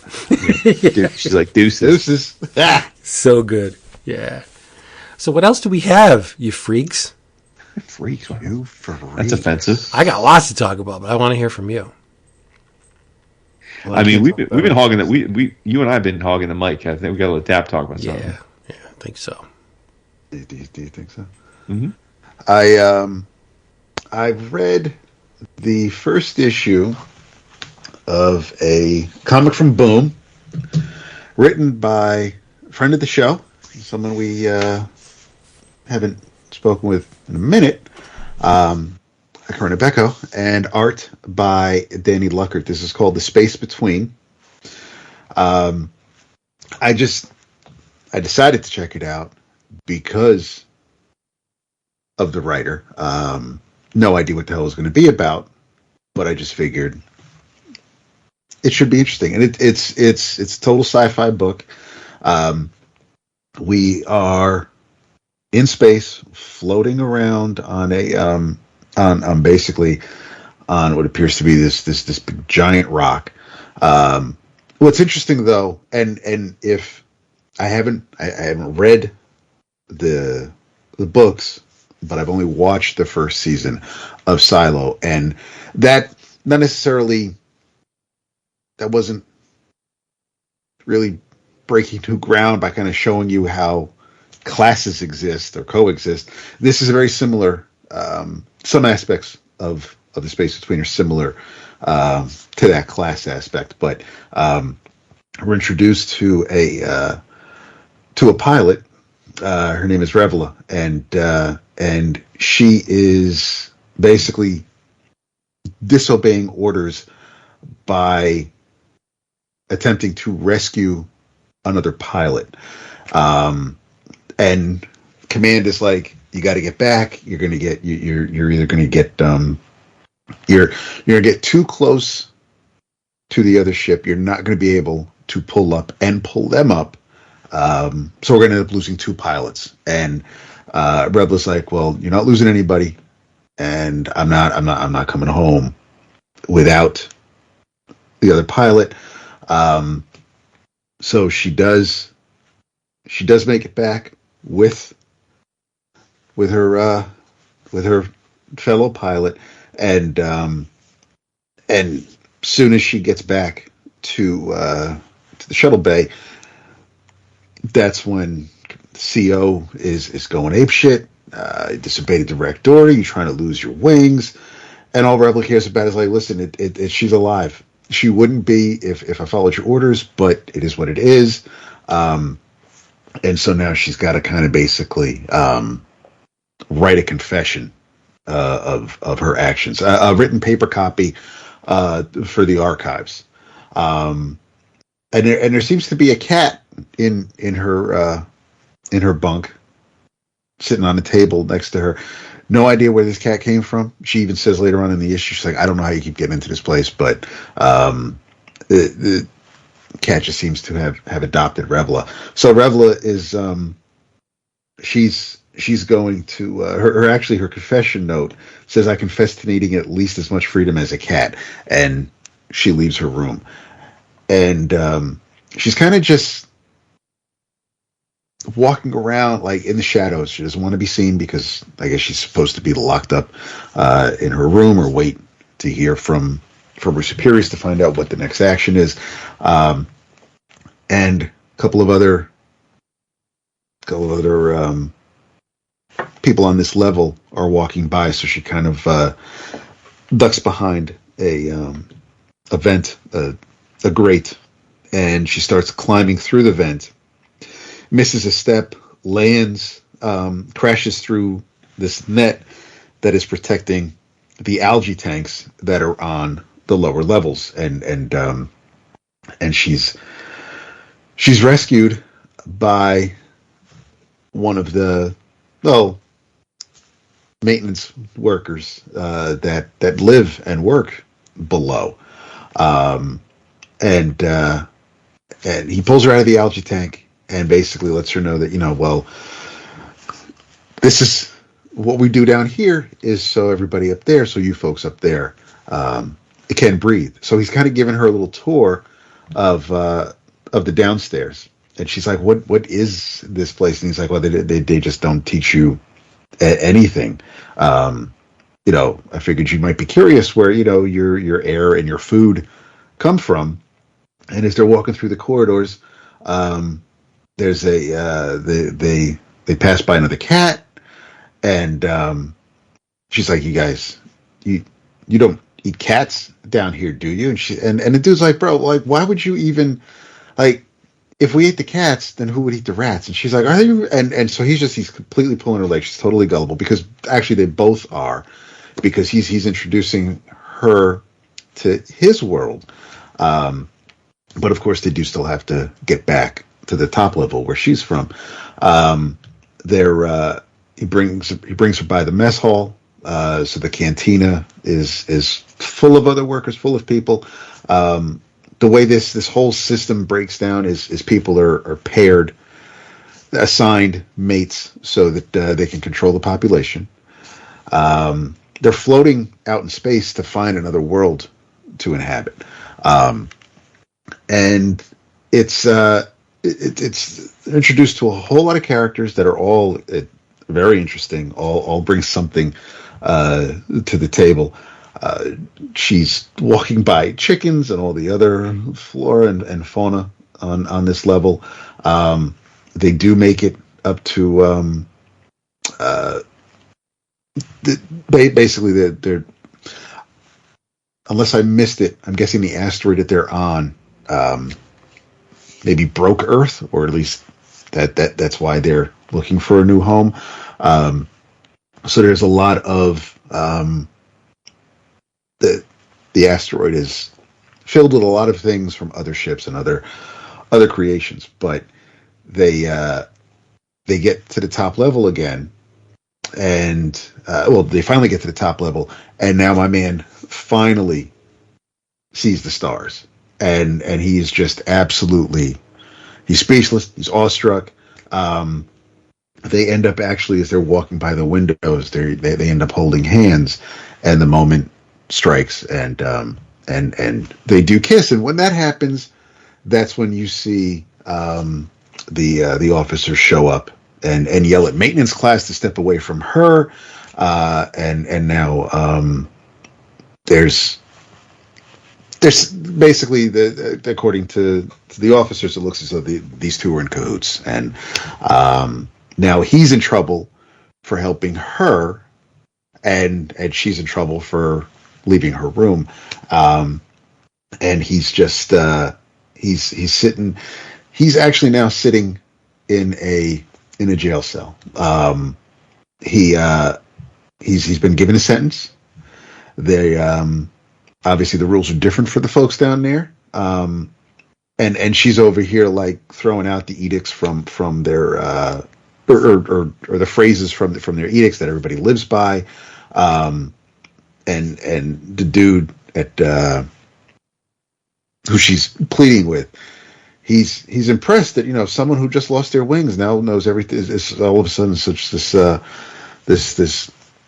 educated scholar of everything that we do and say up in space here. But they have these casts that if you have something interesting to say, you can kind of like TikTok or Reels or something where you'll just spew whatever you want to say. You have a captive audience because everybody's just stranded here floating on this rock. And she's basically pleading with the rest of the ship. Like Les wasn't. His only crime was helping me. Was fishing me out of an algae attack so I wouldn't drown and bring me home. Like he's never seen the stars. Like why have the people down below? Why do the people up top not know what goes on down below? And why is it that the people down below can never see the stars? So there's this whole thing going on now, and this goes on for a couple of years. He's staying in prison, and they've been just trying to change the laws somewhat. She's talking about never having a reason to care or worry about or be concerned about the other people in the lower classes, because it just didn't faze me. It wasn't my life. I didn't care. I was living my life, doing my thing. But obviously, actions, consequences, and just being aware of what else is going on has kind of opened her eyes a bit. But you've got there's a pretty slick page where they talk about things that have happened a month later, 6 months later, 1 year later, 2 years later, 3 years later, and 4 years later. And all while this is happening, the elected officials, they're trying to figure out, we're the council. People have to listen to us. If we tell them to ignore it, they'll ignore it. And then somebody else in the council's like, yeah, but we have to listen. We have to at least listen to what the people want to say. And this woman's like, why? We tell them. It's not the other way around. Like we're in charge. Like who cares what the people are feeling or how they're thinking? So a year later, the council is all about ignoring them didn't work, and this other idiot's like, well, that's no reason to give them more space to complain, and even the word insurrection is thrown around. 2 years later, we find out that Les's sentence has been reduced to 4 years, so it could be much worse. The council is still meeting 3 years later. 4 years later is when Revla and Les are face to face with bars between them. She's just happy that he'll be out in a few days. She ends up, we find out she did quit flying, possibly because this was just more important to her. So 5 years later, Les is out, and it turns out that Revla does get her wings back, and she's out flying again, making sure the Dodana, which is the name of the rock, is that it stays safe. And it just a lot happened in this one issue. I between the politics and the futuristic aspect of it, really interesting characters. I think I'm going to stick with it for a bit because Corinna can tell a story. We know that, but Luckert's art it's familiar and at the same time not as it works for this story. It's very familiar to me, and I don't want to run down what I think the influences are, but it's it's different than it's different than anything else we've talked about tonight. But it's a good creative team. I'm really interested to see where the story's going.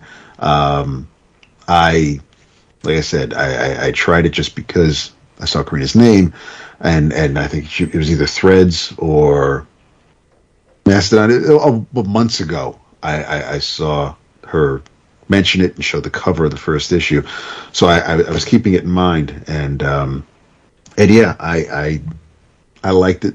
I definitely liked it. I'm happy I liked it more than I thought I would just dig it and enjoy it, and this is cool. And I'll come back to it, but I liked it a lot more than I expected to, and I'm happy about that. But this was really cool. Like I said, like the characters, dig the concept. There's definitely things to flesh out here, so I want to see if we're just going to kind of maybe focus on, because she did the time jump with over the course of a couple of pages. We went from now to 5 years later, so I don't know if we're going to continue to play with time. I don't know if we're going to mess around with other characters to see how other people live on this rock, but or even if we just stick with Lesson Rebel, I'm not going to be upset about that either. But I dug it. If you like sci-fi and worry about the fate of the future as we drift off into space, you might want to check this out. But yeah, The Space Between from Boom. We have a Boom-O-Rama. Nice. Rama. Yep. This is the book that I think was the best illustrated thing I read this week. It was written and illustrated by Michael Dialynas. I'm probably getting that wrong. And No, Dialynas. I think that's right. Yeah. Yeah, Dialynas. You remember that he was the illustrator on Wind from JT. Yes, that's where I know his name. Yeah, JT4. It's called Zawa and the Belly of the Beast, #1. And our boy, Scotty Tuhati, did a chrome variant cover. Of course he did. It is insane. Do you see Scotty got new glamour photos? Oh, yeah. Yeah, he's all tan and shit. He's wearing very slimming all black. He's so cute. He's so cute. But this was a very, very cool book. And there's a more than slight foodie edge to it. So I'm really surprised that it clicked so hard with me. But it's primarily because of the art. It begins with a legend. Love that when they say, oh, you know what? There's a legend in these parts. This place is called Mesa's Boone, and the city is nestled in the shadow of a mountain. And they say, legend has it, that within the belly of the mountain resides the guardian in eternal slumber. And this guardian is protected by the mayor and his mega factory.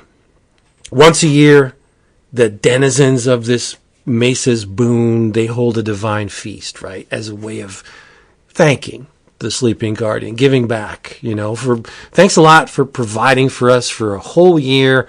Hope you do it again next year. But it's just an excuse to throw a big old bash, because they think, at least they were told, that without the sleeping guardian, they'd have nothing.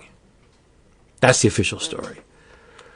But again, dystopia. Everything in Mesa's Boone is controlled by the mayor, especially the food, which amounts to processed, prepackaged like crap. It's sold in vending machines, and most of the population take what they're given, but some, like Young Bandit, aren't satisfied. Bandit takes after his daddy. His late father was employed as the mayor's factory chef. And he aspired to provide better food for everyone. I just want everybody to eat good food. What's wrong with that? And Bandit's always experimenting in the kitchen. He's trying new combinations and concoctions, like the cookies he bakes early in the issue. And, somebody tastes the cookie and it's like, oh, this is magnificent, because they're used to eating crap, right? But where does he get the ingredients for his culinary adventures? Well, he and his sister Thatcher and their friend Leo, they scavenge for them. And they set out to burgle the mayor's factory. They want to get in there, snatch some primo ingredients. There's a montage. There's fresh tomatoes and potatoes and rice and oranges and all this good stuff that, find in the processed garbage that, is fed to the population. But there are whispers, another legend, there are whispers of a beast chained in the basement of said factory.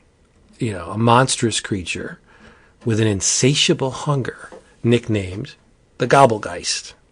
Just a tall tale, right? I mean, these things pop up, the Bigfoot, the Yeti, Chupacabra. We got the Gobblegeist in this book, but it's not just a legend. Because the kids, they sneak into the factory, poop hits the oscillator, Bandit flees down a garbage chute. Did you learn nothing from Star Wars? And the garbage chute empties out into this gigantic chamber. Piles of garbage and detritus and rotting food. And there's a shaggy, blazing-eyed, ravenous creature in chains. Just chewing on whatever it could get in its mouth, right? So Bandit freaks. He's dropping stuff, and he's trying to get out of there. He drops the cookies. And he manages to escape. But something blows up, and so does the creature. Who, after a bite of Bandit's cookie, instantly shifts from this snarling beast, wild hair flying all over. It transforms, like flick of a switch, into this peaceful, wide-eyed girl. It's nuts, and that's where the issue ends. And I was captivated by this art. There's a pair of pets. There's a chicken named Spot and a black cat named Belle that has bells on her tail. Adorable. They're like not the focus of the panels in which they're, well, not all of them, but like their background chicanery, like they're cute and they're doing this stuff, but we get to see how these people live, and it's not all that great, but Bandit just loves to frickin' cook. And I was like, oh, I can't relate to this. Like, why? Why would you like to cook? But he's making these cookies, and the aroma's wafting through the kitchen, and everybody within sniffing range of this aroma is like, ooh, Bandit's making cookies. And they just love his food. So I'm getting where this is going. But I thought it was magnificent. The art is like, woof. It's so stylized. But I could see why Scotty did a cover for this, because it's not too far removed from Scotty Too Hotty's style. Like, it's in the same, it's not as exaggerated as Scotty stuff, but this has a more, it's got a polish to it. But man, the design of whatever this creature is, both sides. You get this snarling thing, this eyes are like devoid of pupil, but then when she eats the cookie, boop, her eyes get all big. We call it cookie eyes in this house. They get cookie-eyed, and you could see pupils, and she's so cute-ish. And where it's going, I don't know. But the beast, when it emerges from this prison, it picks up on the fact that the people aren't happy, that they're not being treated the way they should be, and they're not being fed the way they should be, and there's definitely a deficit in the living quality of these people, all because of the mayor. So we're going to have a showdown. I don't know how long this thing is going to go on. I'm sure it's going to be finite, because once you wrap it up, Now, okay, the story's told, and we have this little self-contained wonderful story, hopefully. I thought it was great. Just look at the cover for the first issue. It tells you everything you need to know. It's magnificent. Did you guys look at it at all? Just the previews from previews. I haven't checked the issue. It's a knockout, man. That's what got me to order it. Those pages that Boom dropped in the previews, I was like, I want more of this art. It's so loose and free and just amazingly, I don't want to say exaggerated, but it's very expressive. And the human characters are really well rendered. Cartoon-ish, which is great. Not too stiff at all. It's just a pleasure to look at these pages. But there's some meat on the bones too. We got a mystery, and we have a creature that has now been ejected from its prison. Who done it? Yeah, well, the mayor. But as to what kind of retribution is going to go on, I'm guessing that the cookie's going to wear off. Whatever magic was baked into that cookie, like the Keebler Elves, is going to wear off after a while, and Butch or Bandit's going to have to keep feeding her cookies to keep her satiated and docile. But then there's going to be a time when that's not necessary. She's going to have to step up. So yeah, cool. Mm-hmm. It's a great looking book. Nice. Compelling story. Yeah. I just wish Boom would just part ways with the $4.99. Like $4.99 an issue's killing me. Why are these books $4.99? This one had a sturdier cover, but I picked up Coda number 3 today. Yeah. And it's so damn flimsy. It just feels like nothing in your hands. But to their credit, there's 23 pages of art and story. So that's cool. Thank you. Right. But if it seems like a disposable product, I'm kind of going to treat it like that. Right? Yep. I'm just going to wait for the collected edition. I don't understand it. I don't understand why the status quo for comics is now becoming $5. I mean, I get it. People are greedy and they're trying to make as much money on what little issues they do sell. But $5, that's pushing me out of the arena, man. Mm-hmm. Slowly but surely. Like, I don't want to pay $5 for a comic, do you? No. No. Right. Not when we know there are a number of online retailers, not the least of which is cheapgraphicnovels.com, that's going to slash the price of the collected edition. In every collected edition, say if it's 5 issues, the price point is not $4 times 5 issues. Well, this trade paperback has to be at least $20. Like usually it's less than that, and plus the discount. So you're paying like $14 for a trade paperback in most cases. That's around what I want to pay. I don't want to pay $19, $25 for a trade paperback because of only 5 issues. Call me cheap. I don't care. But I don't think there's a massive amount of value in a $5 comic book. Yeah, man. Listen, this is the ongoing discussion that's happening in the industry right now, right? Just, I'm a hypocrite because I paid $5 for this, but I'm just saying. Yeah. Right. It's not a question of if people like us will continue to do what we do and buy and support. It's just a question of, how do you get new people in? That's a big ask, right? I mean, yeah. My tendency to not pay that,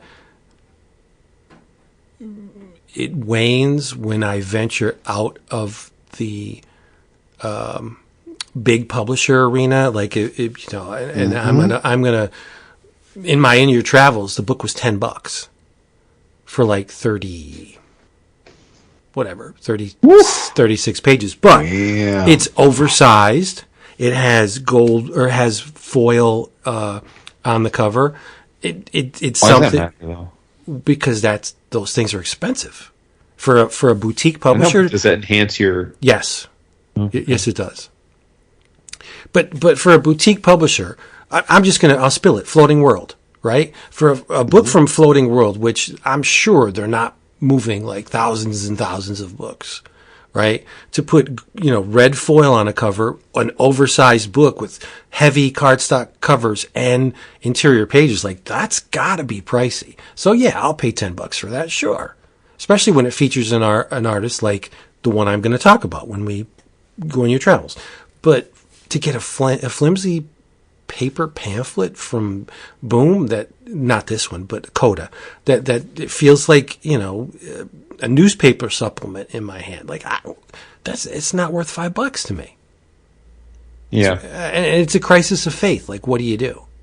I want to keep going to this shop every Wednesday. That's fun. I get to talk to people. I get to pick up books. It's something new every week. It's like the highlight of my week. That's awesome. But if it's going to cost me like $40, $50 every time I go, I don't know. I can't justify that. You're out of luck then. I mean, that's the reality. I mean, that's I can afford it, right? We all can afford it, but is that a worthwhile expenditure of my resources when I can wait a couple months, get the trade paperback for probably less than half what I would have paid on the single issues? Well, I was going to say the thing about like Coda specifically, or a lot of the stuff that Boom does, is that I've been conditioned, like many, especially for something like Coda, where it's a sequel to something I loved the first volume. I'm just expecting that if I'm patient, I'm going to get a hardcover of it that I'll happily pay for. You know, me too. But I'm very susceptible to peer pressure. Like if I'm online and the Instagram comes up and somebody, are you saying you're a hype beast, Vince? I'm susceptible. Interesting. I have a problem. Like I think you used to call me a hype beast, and yet I don't succumb to those kinds of taunts. Well, I didn't call you a hype beast. Vinny called you. You have definitely called me a hype beast before. It could have happened. I don't know. But what I'm saying is, of the areas in which I'm interested, movies, vinyl, comics, if somebody whose opinion I trust comes out and says this is the greatest thing ever, my finger just, I can't help it. I go right to the buy button. It's like, I buy it. Yeah, no, I'm like that too. And with comics only, that's the only thing. But with comics, I'm like, I gotta get. Unfortunately for me, there's a number of areas in which that's very true with me, and so I have to watch. Like, what do I want to spend money on? I don't know. Yeah. If somebody out there gives me a job editing or whatever, I would love that as well. But hey, whatever. You heard it here first, people. Get Vince. No, I'm just I love comics. I love to buy comics. I love to make sure that these things continue. But there's a point when it's like you're kicking yourself in the nuts. Like $5, it's crazy.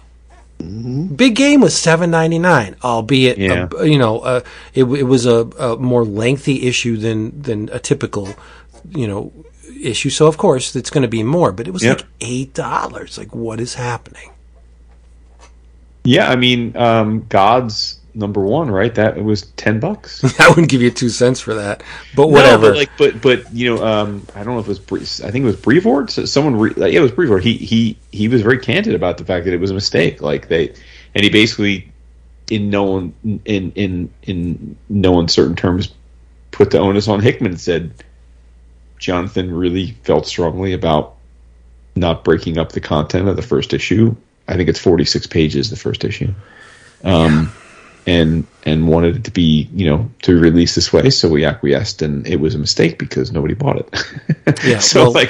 Jonathan is 0 for 2 with. No, we don't have to go back to that. I'm just saying. What I'm saying, but the point is that I feel like as long as we've done this show, there's been discussions of like, well, the price, comics pricing, how is this sustainable? And then we always feel, and I feel like the collective we of comic collection, we're all hypocrites because we kvetch about every price increase, and then we continue to buy a shit ton of comics and talk about them. And I think that's probably still the case. But yeah, I think where it does affect it is the idea of comics always survived because it had a never-ending stream of new people coming into the hobby. And the reason that this and toys, Hasbro's having an absolute horrible time right now. Like, the reason all these things are actually being impaired now is because through these practices that we've become numb to because we're already hooked like crack on the stuff. But it's been around long enough and gotten sustained enough where it does pretty much preclude new people from coming in, quite at least at the levels that it needs to sustain itself. Because there's always people leaving these hobbies too, right? Like, there's always people aging out or financially changing their perspective or dying, right? And so you need new blood, and we're getting less people willing to pay for these things than are leaving the hobby. Now, comics is interesting, and not to tread familiar ground, but like a shit ton more people read these comics than pay for them, right? So like the content is still being consumed and enjoyed, but the economics aren't necessarily being captured appropriately. True. You know, it's unfortunate. It's like toys, like you either buy the toy or you don't. There's no like digital bootleg of the toy, but yeah, I mean, so. But look, I mean, how many times have we all complained about like action figures, right? Like, oh, I can't like, but yet every day in the Slack there's posts on the toys channel. Somebody's buying toys. That's one thing. But again, hypocrite, because I just got billed $44 for a frickin' Frankenstein Transformer, but I see the McFarlane figures and the like the black Star Wars figures, like $30-some. Like, who is buying these things? I mean, I just paid $40 for a classified figure for one. Yeah, that's insane, dude. It really is. No, I hear you. It's ridiculous. Yeah, it is. Like I pulled away from the vinyl too, because the price point used to be like $75. $90. Price point now for a medium-sized vinyl begins at $150. Right. I said that it's untenable. I can't do it. Yeah. The last one I bought was New York City last year, and that was well worth the money.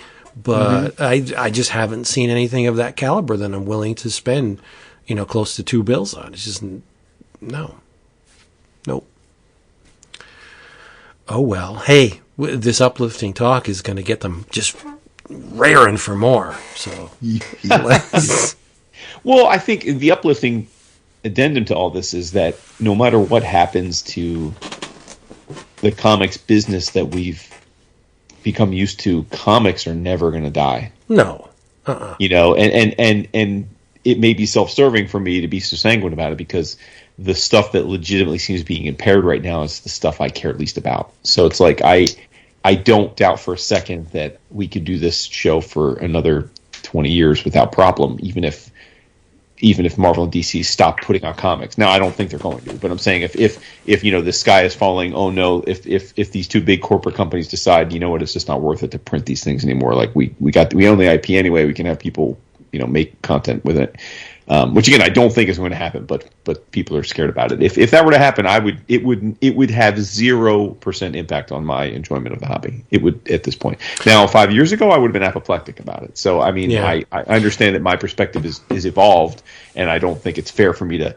I'm not going to suggest that if you're listening to this and still feel much stronger pull to Marvel and DC, I mean, I'm not going to tell you you're wrong to do that, because that was my life and perspective for 30 plus years of being a fan. But just speaking personally, like my contributions and excitement for doing the podcast aren't going to change an iota.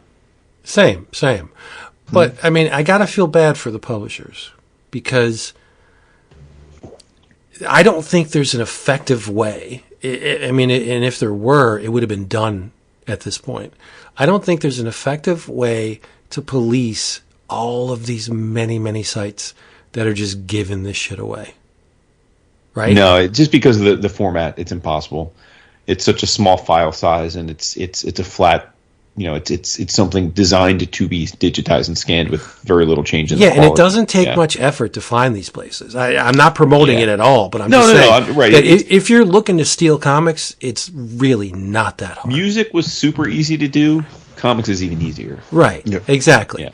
But again, I just feel for the publishers, because what do? Do you stop selling digital to make it easier not to pirate them? Like that's a huge. But there were I mean, as you know, there were scans long before there was digital comics. Right. But what I'm saying, it takes time to scan a book.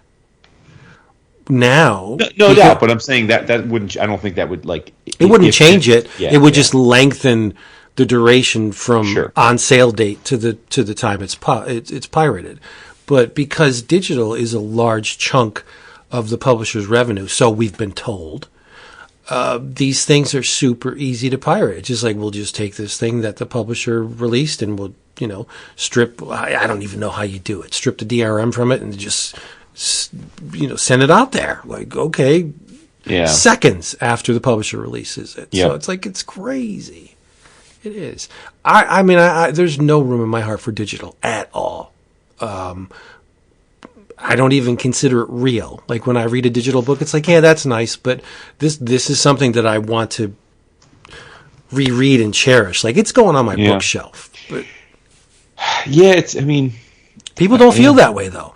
I was going to say for me, I mean, I'm absolutely in love with the digital hardcover hybrid model. Like I just adore reading most things digitally and then realizing that that's not going to take up more space in my absolutely overwhelming amount of stuff I already have in this house. And then the stuff that really matters to me, if they put out a nice collection, I'm going to have it on my shelf. Like that makes me thrilled. Exactly. Well, that's how it is. That's how it is with vinyl too, right? You know, if you're a vinyl, I'm talking about audio. If you buy vinyl, chances are really good you don't buy vinyl with everything you consume, because where do you store that? Like that's just crazy.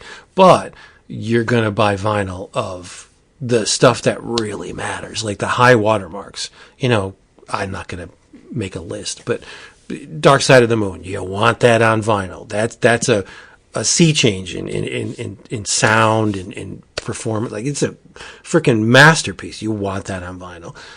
I don't know. Are you willing to buy, you know, X in the whatever's, like okay, whatever. But it's just, that's how I feel with comics too. I've been on a streak with the single issues, and I think that's why I'm feeling this way, because I've been buying single issues now for more than a year. And I enjoy it, I love it, but how many of those single issues were worthy spending the premium on the single issue? Because the page count in a trade paperback does not equal what you expended on the price per page for a trade paperback does not equal the cost of buying the series in single issues. It's much less for a trade paperback. Do I miss out on the Wednesday thing, or do I wait for the trade, or do I just keep doing what I'm doing at the expense of my I don't know. I just don't know. It's interesting. I mean, you and Dap have had a renaissance of going to the shop and getting issues. Yeah, like it's a lot of fun. That's the whole point. It's a lot of fun. Mm-hmm. I think part and parcel, that's a big part of the Wednesday comics thing. You get to go to the shop, you get to talk to the owner, or maybe there's a couple customers you're friendly with. You talk to them about books. Like it's everything I love about talking about comics without the fucking social media bullshit. Yep. Mm-hmm. Right. Yeah. And it's social. It's a human thing. It's great, where I could just click a button and buy these things digitally, but then there's what's the fun in that? There's none. So I don't know. It just seems like, and it's only, when you think it's only $1, but so that equates to, instead of paying $20 for my books, I'm paying like 30, 40 or more. Like it's too much. It's just too much. Hi, buddy. Oh, yeah. I don't know. I mean, the jury's still out. I don't know what I'm going to do. But I do enjoy the Wednesday comics thing. I really do. That's what was missing from ordering my books.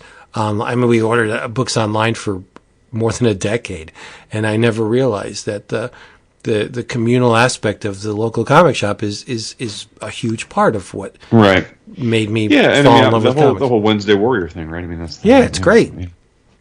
It's great. I mean, some would say that. I mean, that's how you sold me on doing the show, which was back in the day. No, I'm saying you were like, it'll be like going to the shop on Wednesday, right? I mean, that's it is right. Right. So for me, this scratches that itch. Like I have never felt.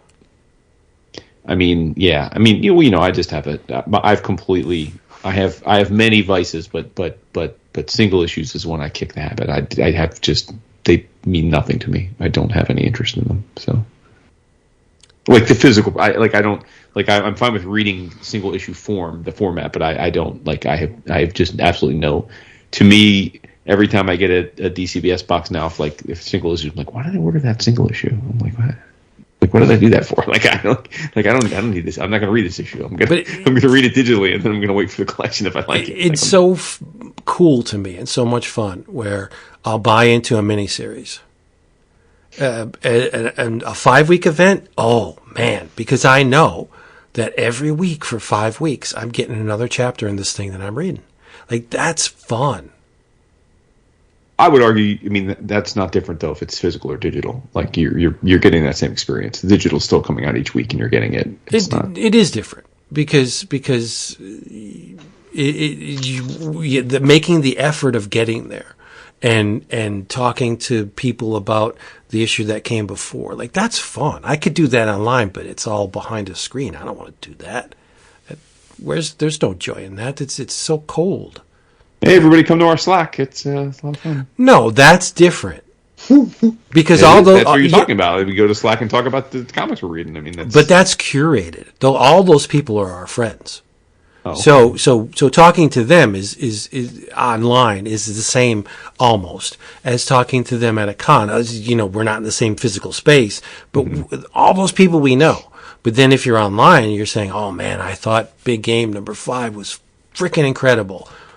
Oh, it's just another representation of the image model that, like, fuck you. Like, you know, you're not going to get that because somebody may be negative on the Slack, but they always do it knowing our buying habits, what we love. Like, they're not just going to shit on something for the sake of shitting on it. They're going to be like, this is, you know what? I think you're a bit of a hypocrite because but that's cool because we know, respect, and we love these people. But online, Jimmy from Kansas could come in and just say, you know, this is, if that's your real name. If well, that's your, I broke myself of all that too. I don't have any interaction with people outside of the Slack and online about comics. So. But it's a huge component of loving things is interacting with people and talking about them.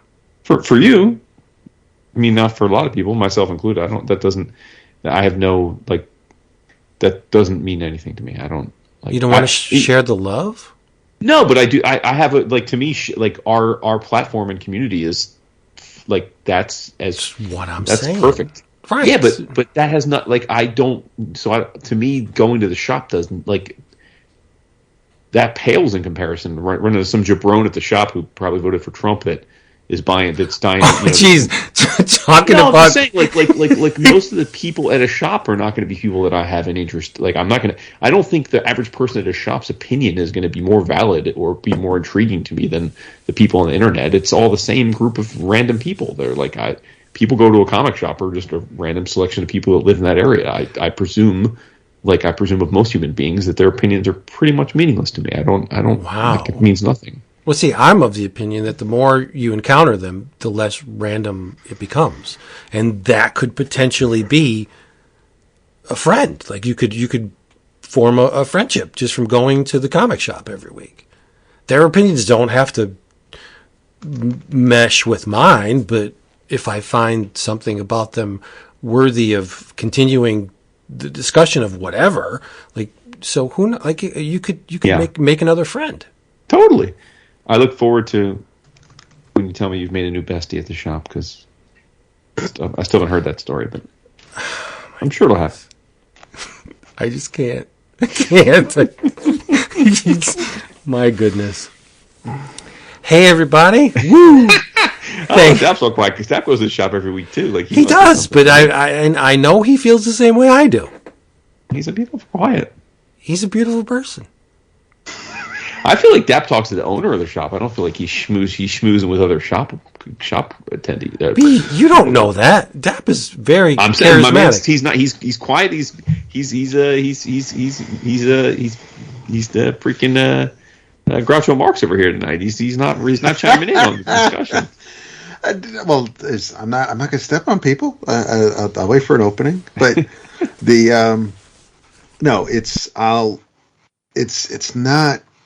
it's not a big. They have their customers that come in for comics and have a pull list, but for the most part, it's a gaming shop, and so there isn't a lot for me to chat with a lot of the folks that are there at any given time. And their Discord server is pretty lively as well, so everybody chats there. But I mean, I had my neighbor here across the way. Actually, my president of the HOA. He goes over there from time to time, so he'll pick up some books, and there, I will sometimes chat with someone if they are picking up something or checking out the rack, and I'll chime in if questions are asked from time to time. But for the most part, it's I'm usually there talking to Joko, who's the manager, or Yori, who owns the place when they're there. They're not always really just catching up on anything comics related either, just about life and things in general. And now we get to talk about them moving about not even 8 minutes away. So I won't be able. I can walk to the shop on a really nice day if I feel like putting in the steps. Otherwise, instead of Onyx and I walking to the shop every Wednesday after work, now I'll take her for a short walk and then throw her in the car, and we'll drive straight down Main Street about 7 or 8 minutes to get to the shop. I mean, I haven't seen the floor plan for the new place yet. We're going to have plenty of parking, which the current spot doesn't have. It'll be bigger, and hopefully it won't flood as much, and hopefully the landlords will be nicer. But how cool is it? Oh, how much fun is it? Where, okay, you enter into a comic shop, such as mine. You get your pull books, and you got a nice little stack. And like, oh, look at this! It's a box of dollar books. Flip, flip, flip, flip, flip. Holy shit! I don't have this issue of Youngblood. Like that to me, that blows up my world. Yes. When a book is just like fall into my hands, or it could be anything that I got for less than cover price. That is a bonus to me. I just paid, whatever percentage I get off for these new books, but I got this book from 10 years ago, 20 years ago for $1. And you know which one I inevitably read first? The older book. I got this for $1, and it's so cool. Look at this. Frickin' Rob Liefeld just torching this page. Like, that's fun to me. I'm sorry. So yes, that's one of the main reasons why I keep going every Wednesday. In addition to the whole, social aspect of it. I don't know. Jason, is it this close to Christmas that Scrooge has emerged from his cave? No, dude. Listen, I'm not begrudging you what you get out of it. Again, you're the classic Wednesday warrior. Like that carried this industry for decades. Like that. The point is, you're a dying breed, and that's fine. That doesn't mean your viewpoint isn't valid. I mean, I didn't. Whatever. No, I'm saying we're just having fun, right? Yeah, no, that's what I'm saying. But that's cool. Like for it, I've never, in the entire time you've known me, that's not been something that's appealed to me. I had a dream today. And I know it wouldn't come true because you don't work within the city anymore. But I had a dream that you got out of work, you went over to Midtown Comics, and you bought a physical copy of G.I. Joe 301. That would have been cool to me. Mm. That you needed that physical issue so bad that you went to Midtown Comics, walked up the stairs, plunked down your money, and you got it. And it's like, if I had a camera, I would have detailed the whole thing. Right. But I'm a dreamer. I literally, I am so close to just throwing out half of my comics. No, I mean it. Like having them here is more stressful and bothersome to me than figuring out the most optimal way to get them out of here. They give me no joy. Like I have, it is not in any way a thing that I need from the industry and haven't for some time. Like I go into a shop every now and then now, and I'm like, it's like a museum to me. I look around and I think I either own everything in here that I want to own, or I'm like, there's nothing. Because my friends will be like, oh, a new comic shop opened up. Did you check it out? And I'm like, eh. I'm gonna walk in and I'm gonna see a bunch of stuff I don't want, and the stuff that they have on the wall I'm gonna probably already own. It's cool, but again, I'm not trying to if I get it. I love that it gives you joy still. That's great. I in my perfect world, every comic shop that is open now will last forever. I don't want shops to close down. I want people to get their comics wherever they can. I'm just saying, like, it's just not it is not, the single issue hasn't been a draw for me in, I mean, pretty much for the whole time we've all been friends. I mean, there was the first like 5 years we did the show, I still bought tons of back issues and bought, and almost everything I ordered from DCBS was single issues. But I mean, it's been 8 to 10 years that I've cared about a single issue. I mean, it is, I've long broke myself of that cycle. I just don't have any, it has no appeal to me whatsoever. And digital's played a huge role. If digital comics didn't exist, I'd still buy hundreds of single issues a month. I mean, of course, but going to the shop was I was never going to the shop was always a thing I had to do. It was never, all the years I had a pull list before mail order comics came around, and then I switched to DC. Like it was never a thing where I like walked in the store and thought, oh, I can't wait for someone to come up to me like, what'd you think of Avengers? Or, oh, did you get, like, I was always like cringing at that. Like because again, I'm an introvert. Like if I'm not friends with you, I don't want to talk to you. Like I don't like I want to get in, get my stuff and get out. I have no interest in hearing your opinion. I mean, I'll be polite. I'm a very good faker. I'll make it seem like I'm super interested in what you're saying, but like I'm cringing inside and want to leave. I don't have any interest in hearing if I don't know you. So, and that's just how I'm wired, man. Look, we're all wired differently. You're an extrovert in that regard. I'm not. It's fine.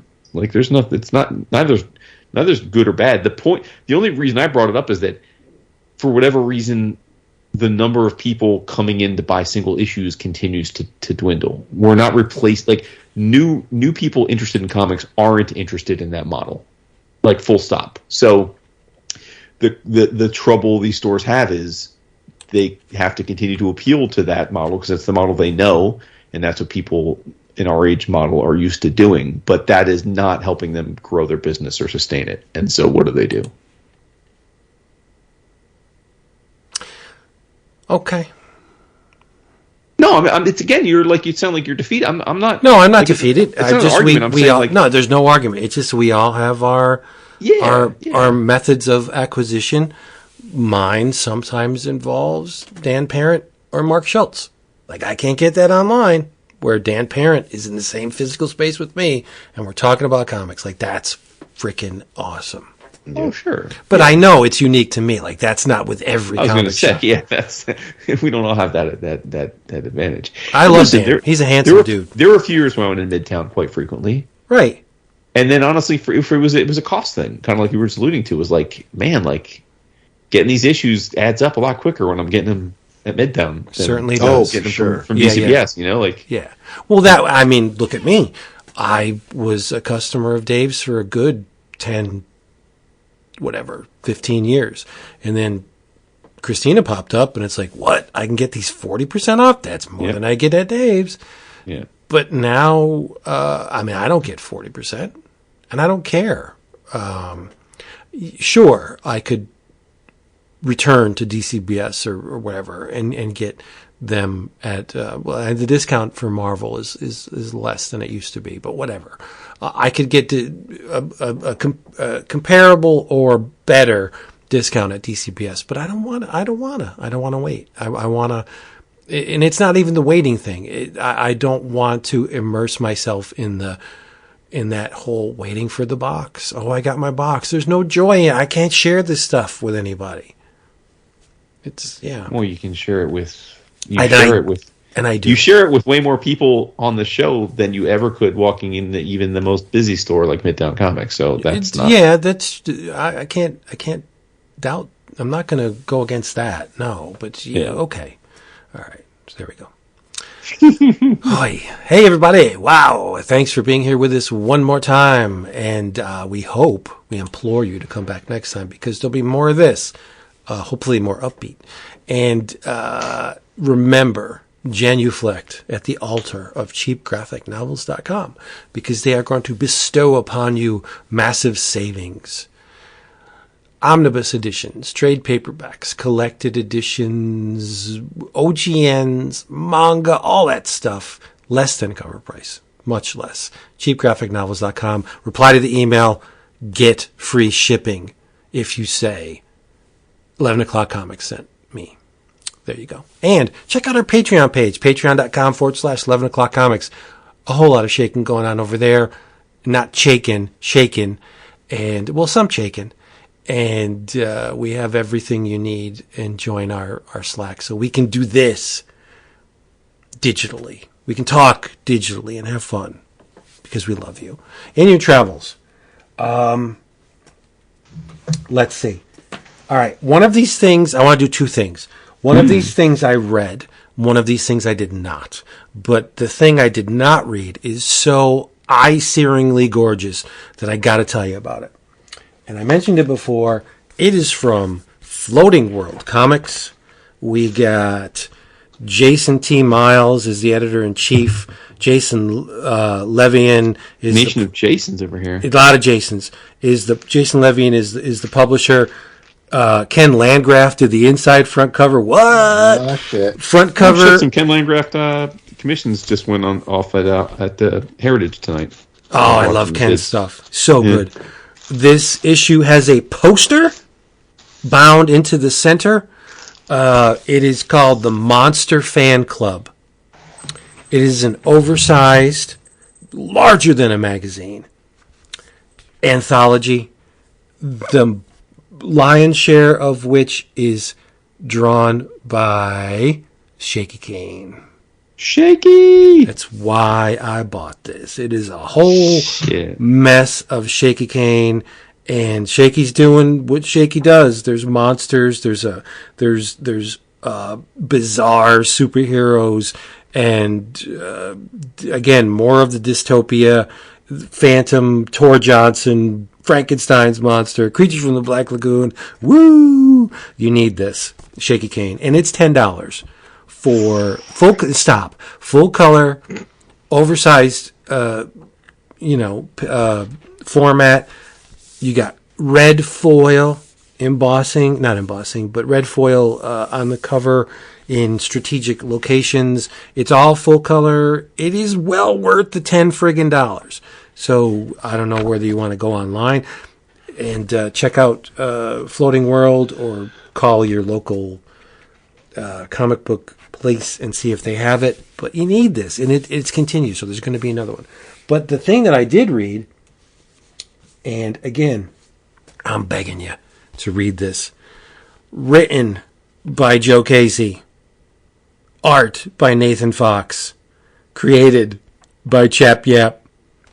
It's Dutch, number 0. Hello? Dutch, number 0. What? It's one of those. I mean, Casey and Fox is a bad actor. Oh, you're not shit. And Nathan Fox's art is absolutely impeccable. Gorgeous, gorgeous art. But it's one of those past come back to haunt the quote unquote hero. It starts kind of like a Western, but it sure don't end that way. And it is just, if you were a fan of Youngblood and the Extreme Universe back in the day, well, you know who Dutch is. And you're going to love this because it picks up the reins where it's one of those, yes, I've left that life and I'm just trying to, live. I'm out here in the sticks and I'm watching TV and kicking back. And boy, that past has a way of creeping back into reality. And that's exactly what happens in this book. So good. Dutch, number 0. Came out today. I don't want to say anything else about it because it just came out today. But it is really well done. And it leads into the Dutch miniseries, which is going to be written by Joe Casey, illustrated by Simon Gain. Shut up. Damn. Need it. You need it, Jason. Yeah, I'm on that. I'm on that for sure. Yeah, I guess I'll be checking it out. It's really well done. You've seen Fluorescent Black, right? Like, bro, are you kidding me? Right, Nathan Fox chews up. I was about to say I've been on Nathan Fox since Fluorescent Black, and I credit the Niesman. We were at the Weatherman. I mean, like these. Yeah. Yes, we've been fans of Nathan's for ages. Nathan is one of the contributors to my very first ever jam piece. Yes. Well, I mean, you're crediting Chris, but Nathan Fox was my baby because I remember talking up Killing Girl. And Chris was like, what? Oh, that's possible. I just Yeah, know that and the Killing first time Girl I came heard of out him was before Fluorescent Black. Yes. Just Because saying. we were at, I think it was, I guess it was Comic-Con, and he raced over to Nathan's table to buy a copy of Fluorescent Black, and I bought a copy too, and the rest is history. Published by Heavy Metal. Yep. Yep. Phenomenal book. Get Dutch. It's really good. Nathan Fox is also the first artist to ever draw the Zazie Beetz movie version of Domino as a commission for me. Yes. Happy accident. There you go. Jesus. Well, he wasn't supposed to draw her that way, but Right. but it was awesome. And then I was like, oh, this is pretty awesome. Maybe I'll start getting some of this character too. Yeah. If you have a soft spot for the extreme characters, you'll love this book. You love it. And I'm excited because as a fan of Paris and Sundown, I want to see what Simon does with the character. Simon Gain is in the running for one of the all-time best Godzilla takes. Nice. Yeah. Strong. In your travels, I was doing some catching up this weekend, and I read issues 2 and 3 of Birds of Prey by Kelly Thompson and Leonardo Romero, colors by Jordi Belair. The third issue was slamming. The birds have to get to Paradise Island to Mascara, and we the way we get there is pretty freaking wild. But of course, knowing that they have to get to the homeland of Wonder Woman, Dinah, even though Diana is a dear friend, she doesn't want to tempt fate and tell Wonder Woman what she's planning on doing because she doesn't want to risk the wrath of Wonder Woman. So it's going to be all secretive, as we've been saying since the first issue. But in order to keep things secret and to make sure Wonder Woman is not alerted, Dinah needs to enlist Ollie, and I'll just say maybe some hijinks ensue at that point. But Romero, seeing Barda show up to the party in two-piece swimwear straight out of Kirby's sketchbook, it's just the chef's kiss. The art is absolutely fantastic. Loving the dialogue between the characters, especially Harley, and Harley not getting the respect that she may deserve. Seeing Zealot go through some crazy freaking ritual while she's on the island. There's a lot on every page. Kelly's writing a great story, but the art is it's really helping move things along. It's a lot of fun. It's definitely one of my favorite fun books I'm currently reading. It's probably more in line with whatever's going on with the main DC universe than some of the other things I'm reading, but it's not bogged down by it. I mean, it's only been 3 issues, so it's not like we're worried about a Limeway crossover or Night Terror showing up again. But we have we do have whatchamacallit. There is reference to what Tom is doing in his Wonder Woman title. So it is within continuity. It's not like it's in its own world like the World's Finest stuff. But Kelly is handling it extremely well. So yeah, I'm can't wait to see what the 4th part of Megadeth shows us. But I'm really glad that I'm enjoying a Birds of Prey book. Nice. As my kids would say, Kelly is a real one. Yes. Yes, she is. For sure, dude. No, I'm with you there. I'm loving Birds of Prey. I haven't read The Call yet. I figured I'll wait for it to finish now because we have 4. Yeah, it's just 5 issues. Yeah. But it seems like y'all are excited because I saw it was on a lot of y'all's lists today for.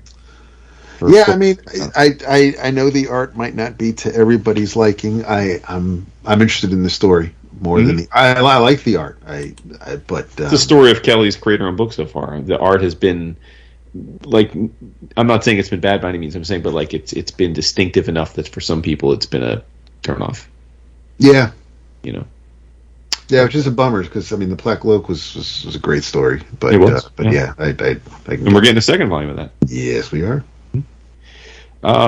In your travels, I don't know if you guys are aware of this, but I like Terry Moore's work. Oh, where? Yeah, I know, it's a surprise. But the Parker Girls Omniboo came in, one of my my beloved shipments that I covet in the same way that Vince covets going to the store on Wednesdays. When I open it up, I just get gleeful as I crack open the box to see what's in there in the beautiful packaging. And in a box 2 weeks ago was the Parker Girls Omnibus, which collects all 12 issues of the limited series that just wrapped up.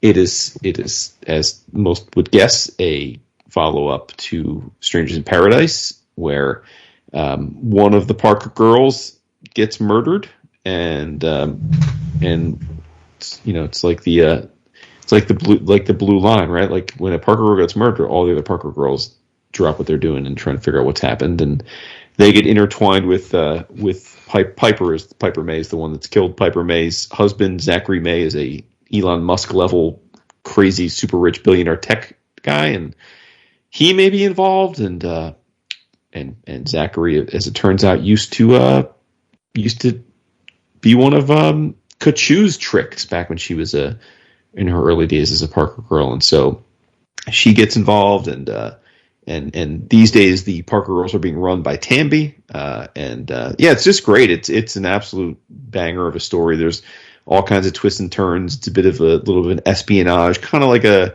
almost like a little bit of a Ocean's 13 type of a vibe, a little bit of a heist type of situation going on. Some double crossings, some gotcha moments, rendered in Terry's inimitable way, and it was great. It was great. It's probably my favorite thing he's done, outside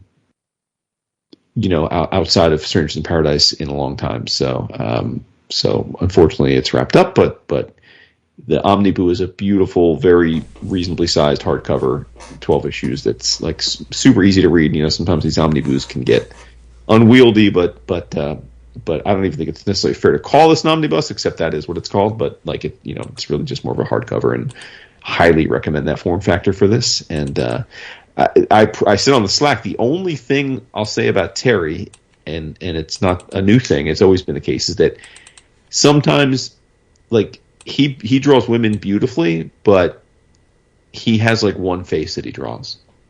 And so in a book that is all women, beautiful women, like that, the whole book is obviously Parker Girls, so you have to really make sure you're paying attention to figure out which girl's on the page. Because it's just, are they blonde or are they brunette? But if in this case, there's 4 blondes that are Parker Girls and there's 3 brunettes. So you do need to pay attention to that, because sometimes you're like, wait a minute. But that's a minor complaint, relative to the quality of the story and the overall quality of the illustration. Nice. I know Vince is ordering this right now. Click. 2 of them. Hey, we all love what we love, right? That's right. You love Hanselman, I love Moore. It's all good. It's so true. I'll tell you some truth, people. Come back next week because we'll be here. That's rock solid truth right there. There will be another one of these next week. So there will be an episode next week. That's true. Yeah, stop in and maybe a beverage or a sandwich, a pickle. Give you a pickle. Mm. Who doesn't love pickles? How big is your pickle? Depends what kind of pickle. Why do you have to fine tune it? Pickles. Pickles. Yeah, I'm a fan. I'm a fan of pickles. Love them. I'm a pretty omnibus pickle eat. Like I like the dills. I like the sweet pickles. I like Same. I like the spicy. Like I'm pretty much on. I never met a pickle I didn't like. I think I'm with you. Yeah. All right. I'm into the cornichons. Like whatever you need to give me, I'm good. Yeah, I'm not pretentious about it. Like I'll eat any pickle. I'm with you. Yeah. All right. Bread and butter, Sliced? Do you like sliced or you like wedge? What do you more of a...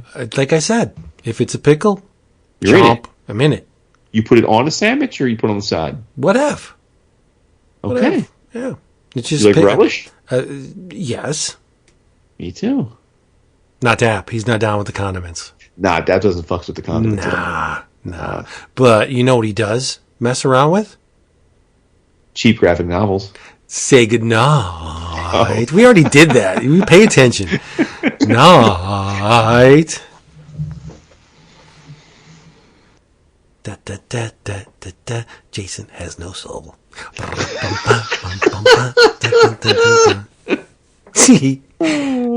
David. I don't know if it's the season, but I'm feeling kind of jolly lately. I know. Oh, shit. You been watching any of them Hallmarks? All the time. Hell yeah. 24/7 if I can. I love the freaking Hallmark Channel. It's so comfortably formulaic, right? Oh, for real. Yeah. Oh, good Lord. Don't you always say fuck, though? You know they do. Like, after that first kiss, he's No, like, I know, but like, you know, keep your fuck on a little bit. Like, I think that's an untapped reservoir. Like, someone should do a channel that's like R-rated, where the same general like Hallmark After Dark. Yes, formulaicness of the Hallmark movies, but you get to see them getting busy. Because I'll tell you, Allison Sweeney, I would love to see her get busy. Oh my God. Just saying. You are adorable. That's my girl. Yeah. Bye. That's it for that one.